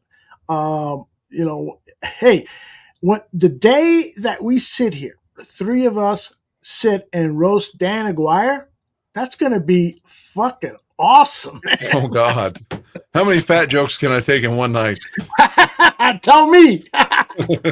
Small dick jokes, all that shit, Well, I feel like I bring the medium dick energy here. So I don't think it's. I think I'm in the middle. I mean, I'm right in the middle, But we would fuck that all up on you and make it a small dick joke. That's right. We're not going to say that. I'm just keeping it real, though. I'm like, I'm okay. Medium is small, right? What is it, 6.5? I'm probably more like 6 or 5.5, but I've got good width. Oh, that's fucking smart. That's like. I bet my dick's wider than yours, bro. My dick's got good width. Mine because it's been stepped on so much. Mine is a truly can. How about that? Ooh, wow. Nick is getting really horny. Look at her. Yes. Yes. No, yes. Want me in the DP situation. I get it. I loved this from the podcast guy. Tom Brady will die a billionaire. Jokes are superficial. Get over it. Yeah. My favorite one of the night is when Bledsoe was like, there's 2 things I've got that he'll never have. I'm the number one pick in the draft. And I've been married to my wife for 28 years. That was good. There were a lot of great jokes. In his afterlife, he's got that huge wine company. Bledsoe does. Right. Yeah. Well, I think Kenny McNown does too. When Nikki did the joke about the money that he's lost on that currency, what's it called? That fake currency? Bitcoin, yeah. Bitcoin, yeah. And she picked on Gronk. Even me, no. That not real money. That is his fucking demeanor every time he's on Fox or that stupid commercial USAA or whatever. He's just playing the I'm a dumb jock. Like that's his whole gimmick. So if he was annoyed by the jokes, that's literally why he has a job, because he's playing that dumb gimmick every week. Mm-hmm. By the way, responding to this note, if you eat pussy good enough, dick size doesn't matter. That's why I am the best pussy sucker in the world. I told Dan this. John Holmes, who was the legendary porn star in the 70s and 80s, sure. who had a dick inspiration for Boogie Nights. Yes, exactly. And Well, Wonderland, the Val Kilmer film where he played John Morris. I was at the Consumer Electronics show back in 1980, and they have this segment for porn movies. And so I'm walking down the aisle, and there comes John Holmes. He was talking to this woman. He's going back to his booth, and he says to her, "I lick pussy as good as any lesbian. Remember that." And I look over at the girl, and she goes, "I will." And she's clearly a porn star. I didn't know it was. But that's one of the biggest, brushes with celebrities that I've ever had in my life. Then you were like, John Holmes. you were like, I'll produce that for you. And you did. I should have thought of it. He died about 2-3 years later of an overdose. So you guys ever tear the that little, like when you on the bottom of your tongue, that like little like skin that attaches your tongue to your mouth? You ever tear that eating pussy? Nope. Okay, then you guys are rookies. You tore it? Oh, many times, yeah. No, I definitely am not a rookie like a at week. that. Maybe you're doing it wrong. Yeah, oh no, I'm doing it right. I'm doing it right. There's no ladies in this chat tonight, but they would all tell you that I'm correct. If you tear that little thing on your tongue, you're good to go. Be graphic here and tell us, how is it that you tear that? It's mostly like from behind. So like you got to. You're sucking dick from behind. You get her to bend over, and then you eat it from behind, and then you're kind of licking in a different direction. You kind of tear that thing on your tongue there. It sucks. It's painful for like a week. Never done that, but I've eaten an enormous amount of pussy. You're a fucking rookie. It's fake news, Dan, and you know it. I know it. Everyone knows it, including you. Nomad would say, "Don't ever admit that, Dan. Don't ever admit that." But I'm proud of it. No, dude, I can eat some pussy. So that's fake news, Dan, and it is not fake news, Mr. President. Mr. Shorty was on the disabled list for a week. I want to know who his backup was, though. Hey, but gentlemen, I got to go to work. I apologize. I would love to stick around and talk cunnilingus, but I got to go. Go save some lives. Dan Aguirre, he is the man that works at 91101. Go Bears. His state needs him. Dan, see you next Tuesday. I'm coming back for next Tuesday's show. Good. We'll continue the pussy eating talk next Tuesday. I got the movers that day. I don't know if I'm going to be here, but I'll try. We'll talk a lot of pussy then, since Tooch won't be here. Dan, come back. We'll finish this pussy talk. Oh, we'll do it then. All right, I gotta go. Maybe I'll be at Aldo's house next week if his wife will let me back in. She won't. You're right, she won't. Thank you, Nikki. Love you. Bye-bye. All right, that's Dan Aguirre. He is the man, the legend, the myth, all that bullshit that we say about people. A little late tonight. He's heading off to go take care of Nikki while in the break room. That's right. Wouldn't it be wild? I mean, I shouldn't say this, but because he's late to work, he misses out on a 911 emergency that he could have potentially saved the life of a pussy eater. No, in order to really affect Tooch, I would say of a conservative who was playing with his gun. And all right, guys, what do you want to talk about in these last few minutes while the three of us are here together? You want to talk about Dan behind his back? I want to talk about the size of your dick, Aldo. Everyone's talking about it in the chat.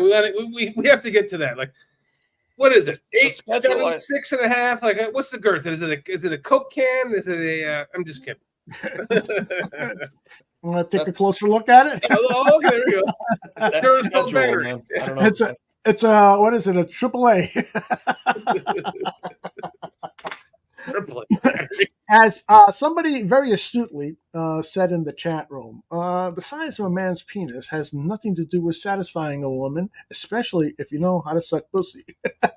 I subscribe to that theory both physically and philosophically. That's why you got to tear that thing on your tongue once in a while, you know. Well, I've it's been sore, but I wouldn't say it was ever torn. If it tears, how do you attach your tongue back to your mouth? It doesn't tear, but yeah, it gets sore. It's like you can kind of feel like a swollen area there. You're like, God, that hurts. Oh, that's happened. Oh, okay. Of course it has. Well, thank you. Jeez, I was worried about you. That happens to me when I eat a peach. It's like very kind of like every time I see a peach, I get horny. I don't know what it is, but I know that Tooch can tell us some really good stories about his Big Dick era. I would back in Columbia. be interested, like that after from week 11, or we don't see a division opponent until the season's more than half over. Past the bye week, everything. Yeah, That's that's just why it. I agree with Donald Trump is that there are some oddities about the schedule that can be concerning. It's going to be a tough last 8 games. With 6 of them being division games. I don't like that. And then you got San Francisco's one of them too. Yeah, exactly. So- That last row, it's week 13, 14, 15, 16, 17, 18. The third. The the final Seahawks aren't third of that season. great. I don't know how good they'll be this year, but Yeah, new coaching staff, everything. I frankly don't. I think that's the easiest part of the schedule, with the exception of the fact that you do have 3 consecutive road games. That's what bothers me about it. Yeah, the 6 division games, man, it's just brutal. In 8 weeks, you're playing high intensity games. 6 out of 8 weeks. But I'll ask you this, Scott, and Shorty, your opinion too. Where would you rather play your divisional opponents? Tucci, is basically what you're saying. You'd like to see it more spread out. Yeah. I don't mind would. this.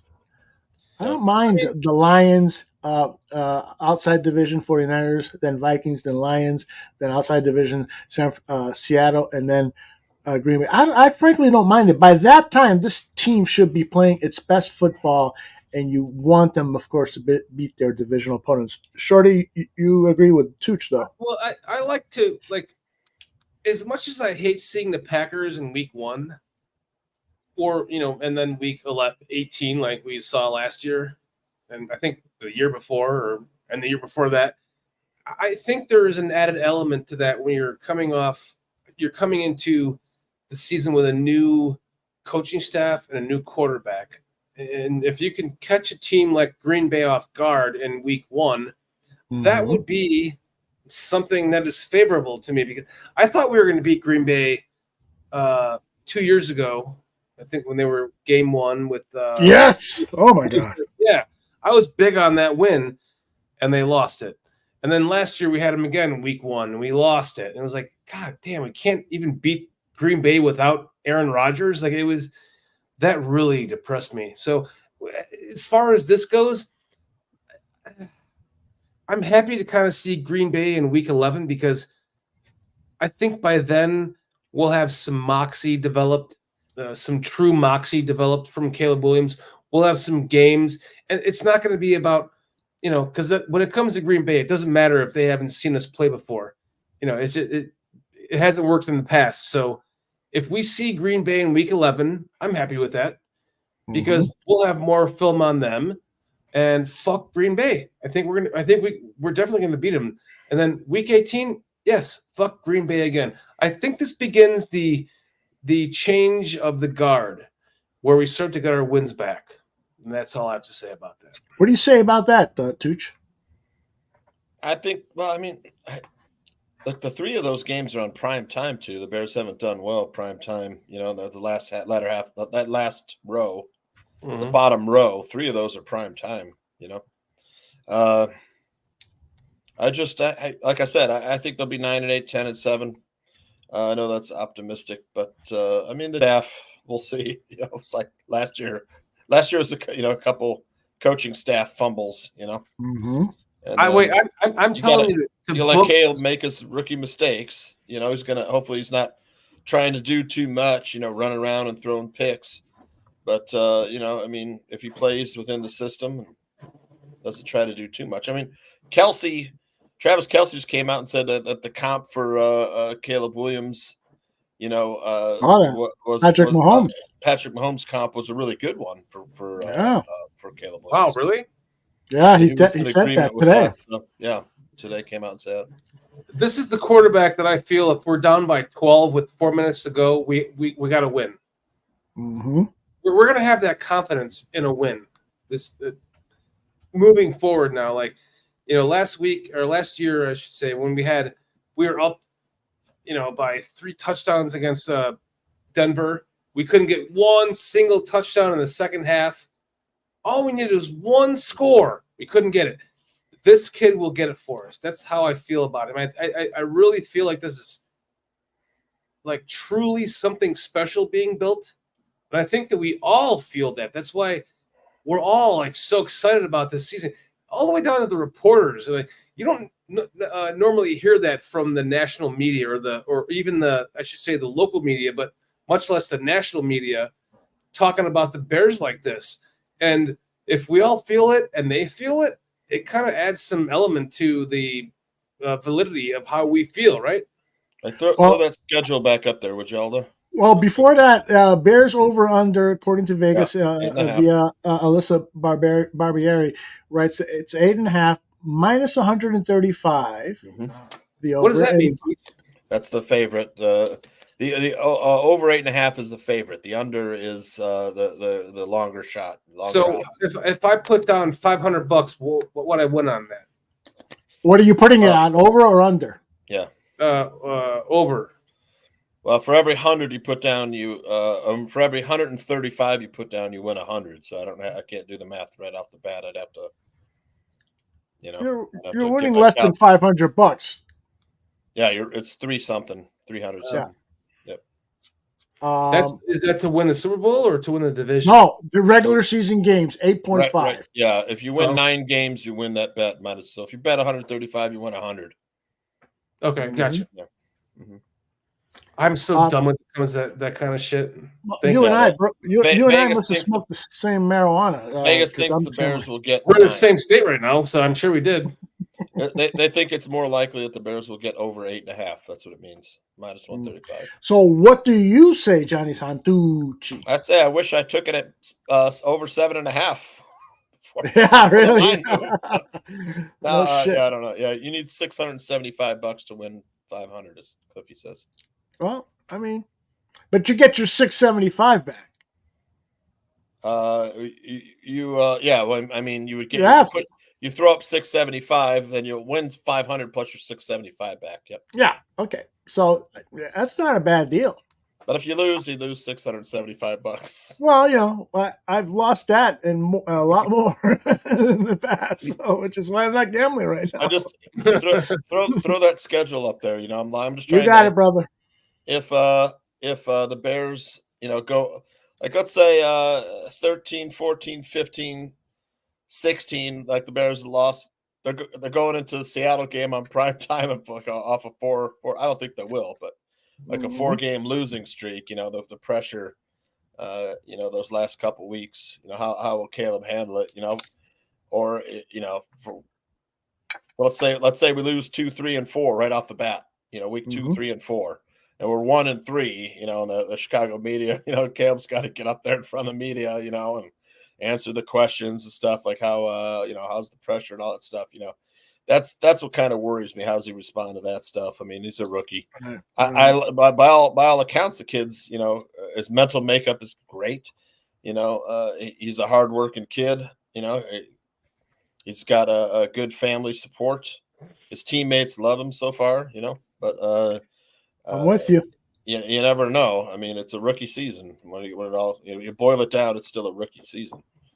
Yeah. You're absolutely right. That is the big drawback, is how quickly can he learn and can he start to execute at a fairly, at a winnable level. And a lot of this is play calling. Shea Waldron is going to have to rely on that rushing attack, and the offensive linemen are going to have to open up holes so that Caleb can easily, reasonably improve. Yeah, that's another thing. Exactly. But I got to tell you, I'm super impressed by the guy. Oh, yeah. Super impressed. Like everything that you just outlined, Tooch, the way he carries himself with the media, the way he apparently carries himself with the team and so forth. Yep. Now, it could all be a big fucking act. We've seen that before. Apparently, it was an act with Justin Fields, Yeah, exactly. With the poisonous locker room, with I'm beginning to believe that you might be right. Yeah. Yeah. Who would have thought a Matt Nagy quarterback room would be a little toxic? That's right. Who saw that coming? Right. Yeah. No, it's true. I think here's a few things that will play towards what Mr. Shorty's talking about. He's going to surprise some defenses with the strength of his arm. no question. Mm-hmm. You know, they're gonna be all of a sudden that ball zips out there in a hurry. You know, and they're gonna have to rethink, you know, a little play calling and how they play him defensively. And secondly, Keenan Allen's going to move the sticks a lot on third down. Yes. You know, that's going to keep drives alive. So I think those are two pluses that I think the Bears will have to rely on. You know, and you hope you get some big plays out of DJ Moore. You know, and then Caleb makes some broken plays. You know, breaks the game open with a broken play where Moore or Odunze are running wild. You know, out there, Cole Kmet, somebody's open. You know, of the 5 receivers that we were going to throw at people, someone's open and it's a broken play and it's going to go for a touchdown. Right. So. That's what worries me is by week 11 when we're playing Green Bay for the first time, they're going to like have a solution to Caleb Williams. Yeah, of course, the defense are going to adapt. That's why the first 6 weeks, you know, he could surprise a lot of those weaker AFC South teams and NFC South teams. You know, but Houston will definitely be that team's no joke. You know, they have a good defense, they have a good offense. They love playing for their coach, and their quarterback makes a lot of plays. Yep, that'd be a fun game to go to down in Houston. I saw that Russ Reed, who does the Mac and Reed show, he tweeted out that he is headed to that game, so that's going to be a good one for him to see. I do believe that part of my positivity towards this team is going to be because I'm hoping, I'm wishing, I'm praying that Shane Waldron is going to slowly develop this quarterback, and we're going to see a heavy run attack that first third of the season, that week 1 through week 6. That's going to be the offense is going to be run. And then we'll see how Caleb progresses after the bye, and we'll see him start to open up the offense so that by the time we get to week 11, the Packers are going to be seeing stuff that isn't on film in any of the previous weeks, some new passing plays. And then hopefully, if Caleb Williams is the real deal, because this always gets down to the quarterback and the defense, especially for playoffs, but during the regular season, the quarterback. And so if Caleb is the real deal, he starts to gel in that final third of the season, then you've got a team that will be heading into the playoffs, you know, like a team to watch. That Texans team is awful tough, man. They made some great additions in the offseason. They signed Joe Mixon to running back. That dude's a stud. He's so fucking solid at running back. Then they traded for Stephon Diggs, you know, and they've got Nico Collins and Tank Dell backing him up, plus Noah Brown and Robert Woods as their 4th and 5th. Right. You know, so listen, what worries me is the Swift signing, because from the day that they signed Swift, all I thought was, we'll see him for 4 games. I'm not impressed. I'm not a fan of DeAndre Swift. Me either. I thought he was going to blow us up with the Lions, and then he was oft injured, and then he had a good season with what is his best season with the Eagles? The Eagles last season over 1,000 yards for first time in his career. Injury free, comes to us. I don't plan on seeing him for 18 games. I mean, I plan on seeing him for like 6. That's good because they only play 17, although. Whatever it is, thank you. I'm just kidding. But hopefully we get to that 18th game. But one day maybe. But I feel like he's going to. You're going to see him for like 4 or 5 games this year. That's going to be it. And I'm worried about that because what do we have to back him up? We have Khalil Herbert and what? Roshan Johnson. Yep. And I think they're expecting Roshan to make that big leap in his sophomore season. They really like Roshan a lot because they like his physicality. They like the fact that he's a downhill runner. I think DeAndre Swift, I'm with you guys. I'm not super impressed by that acquisition, but don't be surprised that if it's Roshan Johnson, by the time you get to the middle of that schedule where he's getting more carries, more touches than Roshan Smith. The one good thing about DeAndre Swift that I think is why Shane Waldron really wanted him is because he's a pretty good pass catcher. And I say that fully realizing that in the first game of the 2022 season, he dropped a pass in the end zone for the Detroit Lions, and the Bears won in Detroit season opener. Yep. Yeah, I think it's 2021 maybe. But anyway, Swift is serviceable, but you're not going to win a Super Bowl because of him. That's for sure. They've got 5 on the roster right now. Khalil Herbert, Rashawn Johnson, DeAndre Swift, Travis Homer. Yeah, he's a special teams guy. More of a special teamer. And then Ian Wheeler, or is it Ian? I think it's Ian, but I'll tell you one thing. That guy is really fucking good. He might be the fastest running back. If we would have had more draft picks in this draft, I would lean towards Poles taking a running back again. Because I agree. I know he signed DeAndre Swift and stuff because he didn't have a lot of draft picks. So, but I think if he did, maybe he either signs Swift or doesn't sign him, but he takes one in the draft. I think that would have been in the cards had he had instead of 4 picks, had he had a full complement of draft picks in this last draft. But when we did our draft show on BCP, we got to the 5th round, and I was like, okay. Who is the fastest player left on the board? And we were looking at those guys, and then boom, the Dolphins took that guy. Yep. I was like, of course they did. Yeah, Jalen Wright. It was a guy I thought he could be like the Bears' Jameer Gibbs type player. And then have a little thunder, a little lightning, Yeah. Then I said, in the 6th, let's just trade back. Who's the fastest guy left? Because I think we need a kick returner / punt returner that can replace Dante Pettis. So who's the fastest guy here that's better than him? Let's trade back up into this draft in the 6th round and try to take that guy. And I said, Malik, is it Malik Washington? Williams? Yeah, Malik Washington. Yeah, it would have been a nice player. His former receiver, he runs like a 4.3. He's a kick returner. Let's maybe try to come back into this draft and get him and add him to the team for a kick returner, punt returner. Boom, he goes to. I think it was the Dolphins. I might be wrong, I think it was the Dolphins too. They just kept taking that speed. I kept begging for. Yeah, because Dante Pettis is washed up to me. He may have run a 4.3 when he was in college, but he's not. Think he was never. He's beat guy. Up. He's like a 4.5 guy coming out of. By now he is, yes. But Ian Wheeler is a kick returner, punt returner. Who runs a 4.4? I was excited about him. Yes. Yeah. That's if he makes his team, it's going to be because of special teams and because they like him, running back kicks and stuff. I saw an interview with him. It's available on YouTube via their DraftKings YouTube channel, and the guy talked to him for over 30 minutes, and it was an impressive interview. The guy is very smart.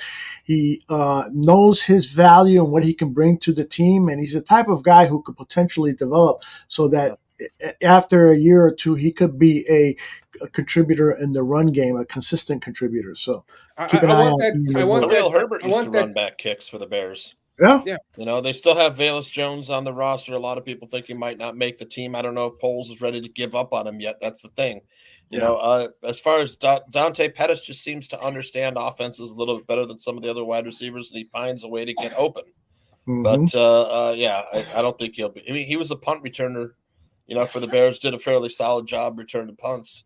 It's just like he won't fumble the ball. He's not going to cost you too much. Just get upfield a little bit. But Pettis, his hands aren't the best though. That's the thing. It's but he finds a way to get open. He understands the defense enough to get open. Jakeem Grant was the guy that I loved for a 7th round pick when they got him, right? And then they didn't retain him. Mm-hmm. That to me was a mistake. To the Dolphins, right? Yeah. And now it's like I was looking for that guy in this draft, and if Wheeler can be that kid, that's all I can ask for. Because there's going to be at least one UDFA that sticks on this team. Like the past 2 years, there's been at least one. If we can get more than one, that's a bonus, right? Because Pohl said himself, there's not going to be a lot of guys to make this team, so we don't necessarily have to go draft heavy. We have to go draft quality. Like last year, I was saying quality over quantity. This year, it was quantity over quality. And I think we got that. I mean, even the punter, I was like, I know. I saw your Aldo. It was like it was like 25 minutes after we drafted the punter, and I just out of the blue, I was like, a fucking punter. But you go and watch his game, and you're like, that guy can make up for 20 yards a game. You know, he can be the difference between a win and a loss if he bounces it off the 2 onto the 4. And if we're constantly pinning guys in between the 5 or the 10-yard line, that puts stress on the other team to where it really weighs on them after a quarter or 2 or 3 or 4. And so not to talk about the punter, but it was like I wanted that plus the speed. And all I wanted was speed in this draft. And if we can get that in the UDFA, perfect. I mean, if we can get 3 UDFAs to replace like a Velus Jones or a Dante Pettis, 2 of those guys, you can get like a defensive lineman to replace so-and-so. That is what builds championships. And that's why I truly believe we're going to do it this year, guys. We're going to do it. We're going to do it this year, guys. We're going to win Super Bowl with a rookie quarterback. I promise you we're going to do it. I feel it in my bones. Yeah, the one thing that I am absolutely positive of, forget the wins and losses, we're going to have a team that's going to be fun to watch. Oh, yeah. I really, really believe that. And if I'm wrong, it will be because of Matt Eberflus. Totally because of Matt Eberflus. No, really, because the guy is so fucking boring. And so I am He was the teacher in that video. Yeah, exactly. Exactly. He's got the beard though. Come on, he's coming around. He's coming around. Give him a fuck if he's got a beard. Yeah, you know what? He's got the beard, which looks pretty cool, but the hairdo is like the fucking MTV guys. What were those 2 guys? The cartoon guys. Beavis and Butthead. Beavis and Butthead. That's what he looks like with that hairdo. I think that this team lacks a dynamic leader, and they're not getting it from him. Now, I am comforted by the fact that a lot of the players speak highly of him, especially on the defense. So I'll take that with some hope, mix it in with some hope. But if they end up not surpassing their win total from last year, I'm likely to blame Matt Eberflus. A lot of pressure on the coaching staff. Cliff says Flus copied my current hairstyle. LOL. Guys, let's get some final thoughts, and then there aren't many hairstyles better than that one, though, Cliff. That's right. For those of us with thinning hair.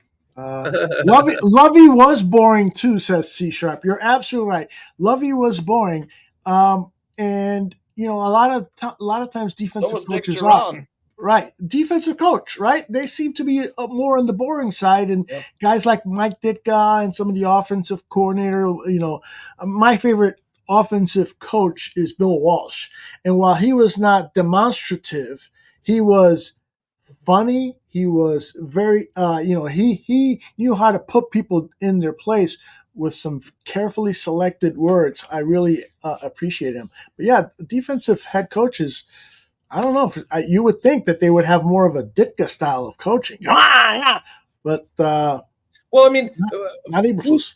Flus talked about coming in and teaching Justin about the defense so that he was able to adjust to the defense, right? I mean, the fact that we got a 6th-round pick for him and they're talking about making him a freaking kick returner right now, I think that kind of says, I mean, I keep going back to that play where I'm talking about the Tampa Bay game. DJ Moore goes out, runs a slant across, he runs like a deep dig route, catches that on a 35-yard line, or a 35-yard first down, wide open Darnell Mooney. And he was like, well, he was a decoy. I was not supposed to look at him. Caleb Williams will see that wide open and hit him. So there's a difference between a 2-read quarterback and someone that sees the entire field at all times. And Justin just never did it. And I hate to say it, but he didn't. You're right. You're right. There's no doubt about it. You're absolutely right. We all loved him. We all wanted him to succeed, but he just didn't see it. I wanted him to be the quarterback this season because the Bears put him through a lot, but they weren't going to win in 2024 if Fields didn't come back and correct some of those problems of his own making, which is he's narrow vision and he doesn't see the film. And his long release. He had to go like he had to bring the ball back here and then throw it from here. And if you watch him, even when he's throwing the ball to his receivers in this past offseason before he was traded, when he was still with the Bears, he dropped back and then he flipped his feet before he threw the ball. So if you go back and watch in the games he was playing in, he was dropping back as he was winding up. You're expecting him to drop back, plant the foot, and throw, but he plants the foot and then he starts to wind up and then he flips his feet at the same time.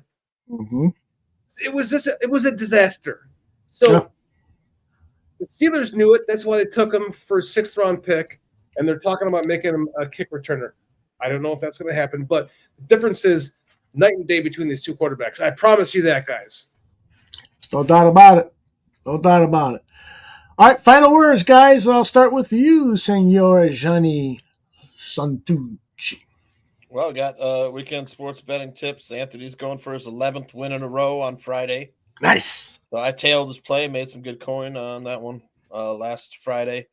We'll be back. I don't know if I'll be here for next Tuesday, although it's the movers are coming that day with the truck and stuff. So totally understand. Maybe Mr. Shorty can join us. Yeah, I might be a little dead on that Tuesday. I'll see. Probably be worn out, Sure, I understand. You do what you got to do. Take care of your family and job and all that stuff, and then we'll get whatever is left. Shorty, what do you got for us? If you are, if you would like to have me back, next Tuesday? Yeah, hopefully I can set it up and you can be here with me. If your wife will let me back in your house, I told her the joke that you sent me about. I said Shorty wrote this. If Donna will have me back, I'd be happy to come next week. And she said he doesn't think that I did something for him not. And I go, no, these are jokes, honey. These are jokes. Absolutely, man. I'm sure there'll be some restricted areas you can't go into, but you can still probably come over. Yeah, absolutely. Just don't go into the bedroom and spy on her. Oh, no. And we have to smoke outside. That's the other thing. Of course, yes, of course. No, I mean, I thought it would be great to get together with you tonight while I was in town and coming out with you and broadcast this from your basement. But I understand. I mean, technical difficulties happen, so I get it. So. I would love to join you, whether it's from here or from your house next week. That would be awesome. I would appreciate that. I appreciate you having me on tonight. It's been an absolute blast. And Donna, if you're watching this, I apologize to you. So I won't piss in your bushes again. I can promise you that. But I love you guys. You guys are the reason why I'm doing what I'm doing. For anyone that doesn't know, everyone here is pretty much all of our same fans, followers. Bears Country Productions. We're doing a show tomorrow night. Awesome. With we have a new producer, Thigh, who was in here tonight from the Thigh and Spy podcast. And of course PJ and Foster. And we're going to be talking about kind of some of the same stuff as we talked about tonight. But that's tomorrow night. Podfather, I love you, brother. I appreciate you having me on tonight. Thank you so much, man. I am so happy to have had you here tonight. It made for even more laughs. And since the Such is likely to be out, I'd love to have you next week, and hopefully we can set it up here if you're still in town. I want to tell people that I will be back here tomorrow morning at 10 a.m. Central with Greg Gabriel. He wants to take a look at that schedule in more detail and share his thoughts. Yes, so that's going to be nice. I love and then Greg Gabriel. Willis Twin Towers and Mac and Reed. Mac and Reed was earlier today, if they were on at all. I'm not even sure. But Willis Towers for sure, Friday after weekend sports betting tips. They'll be talking about the schedule. So we got some good football programming left for the rest of the week. Please, I do have one more thing. Please know that, really quick, please know that is my favorite show, and I am in the office for the next 2 weeks. I cannot watch it, but I please know it's not because I'm not. I want to watch it. I just can't do it while I'm at work. So I appreciate it. Thank you though for the compliment, Tooch. I think the Bears still need to sign a veteran pass rusher opposite Sweat. Yes, Campbell. Yannick Ngakoue, or there's some buzz about Emmanuel Ogba. I think he played on the Chiefs. Dolphins. Team. Yeah. But he's been with the Dolphins, signed a big contract. Yeah. Was very. Greg actually wrote a good article about that, and he pointed out that Brad Biggs, who works over at the Chicago Tribune, said that the Ngakoue situation is probably not going to happen with the Bears. And then Dan Wiederer said it probably is going to happen. I'm paraphrasing here, but so nobody knows anything right now. If Ugba, Emmanuel Ugba, whatever his name, however you pronounce it, is an interesting candidate. And if we don't get Ngakoue, then I would love to see Ugba here. But you're absolutely right, Tooch. You can't go into the season with Austin Booker, a rookie, starting opposite Montez Sweat. As much as we'd like to give the guy the snaps and stuff, he's just not ready. And you got other guys you have as DeMarcus Walker will probably be like on the rundowns. First and second down, and then the other Dominique Robinson, who hasn't shown anything. So, I mean, I'd love to see Calais Campbell. If Poles is serious about anything this season, he better get his ass on the phone to get some. Get one of those guys, a big name guy like that. We're at this point now that you sign that guy. You sign a 17-year vet in Calais Campbell at 37 years old, who had 6.5 sacks last year and 25 quarterback hurries, and I mean. He's the guy that can help your defensive line because it's a rotation. We know that. So go get one of those big time vets that can do it and has done it, and they're not going to play as much. We're at that point. That's what's the most exciting part about the Super Bowl, baby. That's right. And trust me, I think every one of us are pretty confident that Poles is not done adding to the roster. There is another big cut down coming up post June 1st, and so there will be a bunch of players who will be released. So he might be waiting until that June 1st date to make a final decision or a final offer to Ngakoue, because perhaps there might be something better of higher value post June 1st. So we'll keep our eyes on that. Shorty, one more time, tell people where they can find your YouTube channel and what's going on in your near schedule. Bears Country Productions, Bears Country Podcast, one of the shows on the channel. Tomorrow night, 9 p.m. Eastern Time. We'll see you guys there. I love you guys. Thank you so much for having me on tonight. It's been a blast. I wish I could have pissed on your bushes when I left, but it's for another time. You'll have an opportunity, don't trust me. And then Johnny Santucci, Friday, weekend sports betting tips. 6 o'clock. What's the name of your hot guy? Which one is it? Anthony is super red hot, so bring your smartphone so you can lay some bets while you're watching Weekend Sports Betting Tips at 6 p.m. this Friday. All right, everybody, thank you very much. I'll see you tomorrow morning with Greg Gabriel, if you can make it. If not, that show and all of our shows will be on demand here on our YouTube channel in our audio podcast. Take care, everybody. Love you guys. Bear down. Bear down.